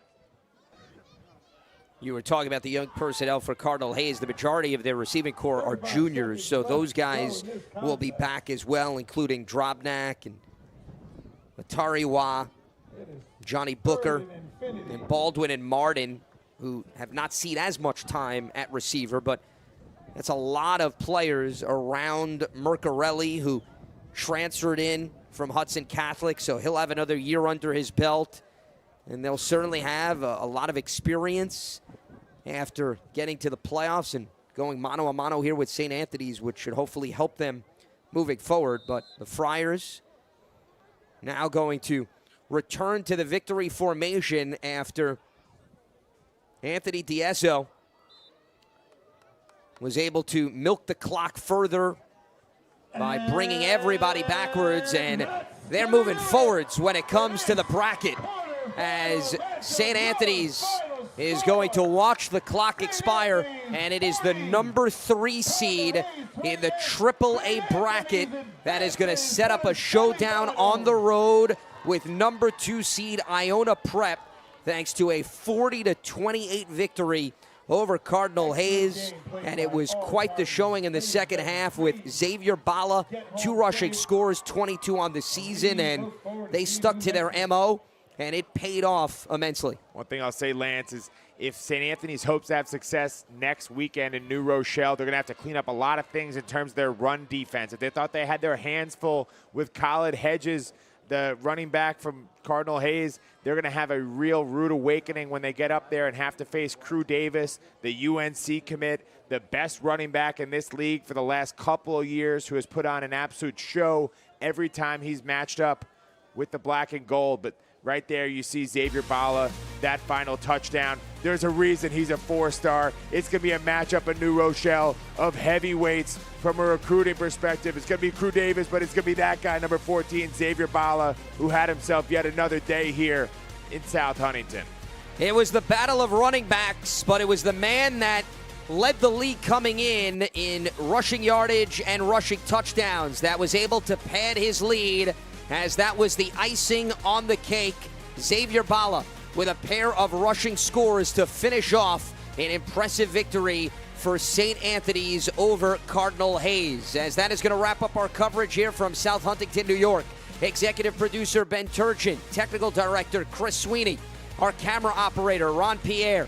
For Pat Godfrey, I'm Lance Meadows saying so long from Cy Donnelly Field, as St. Anthony's moving on with a 40-28 victory over Cardinal Hayes. You've been watching the Varsity Media Sports Network.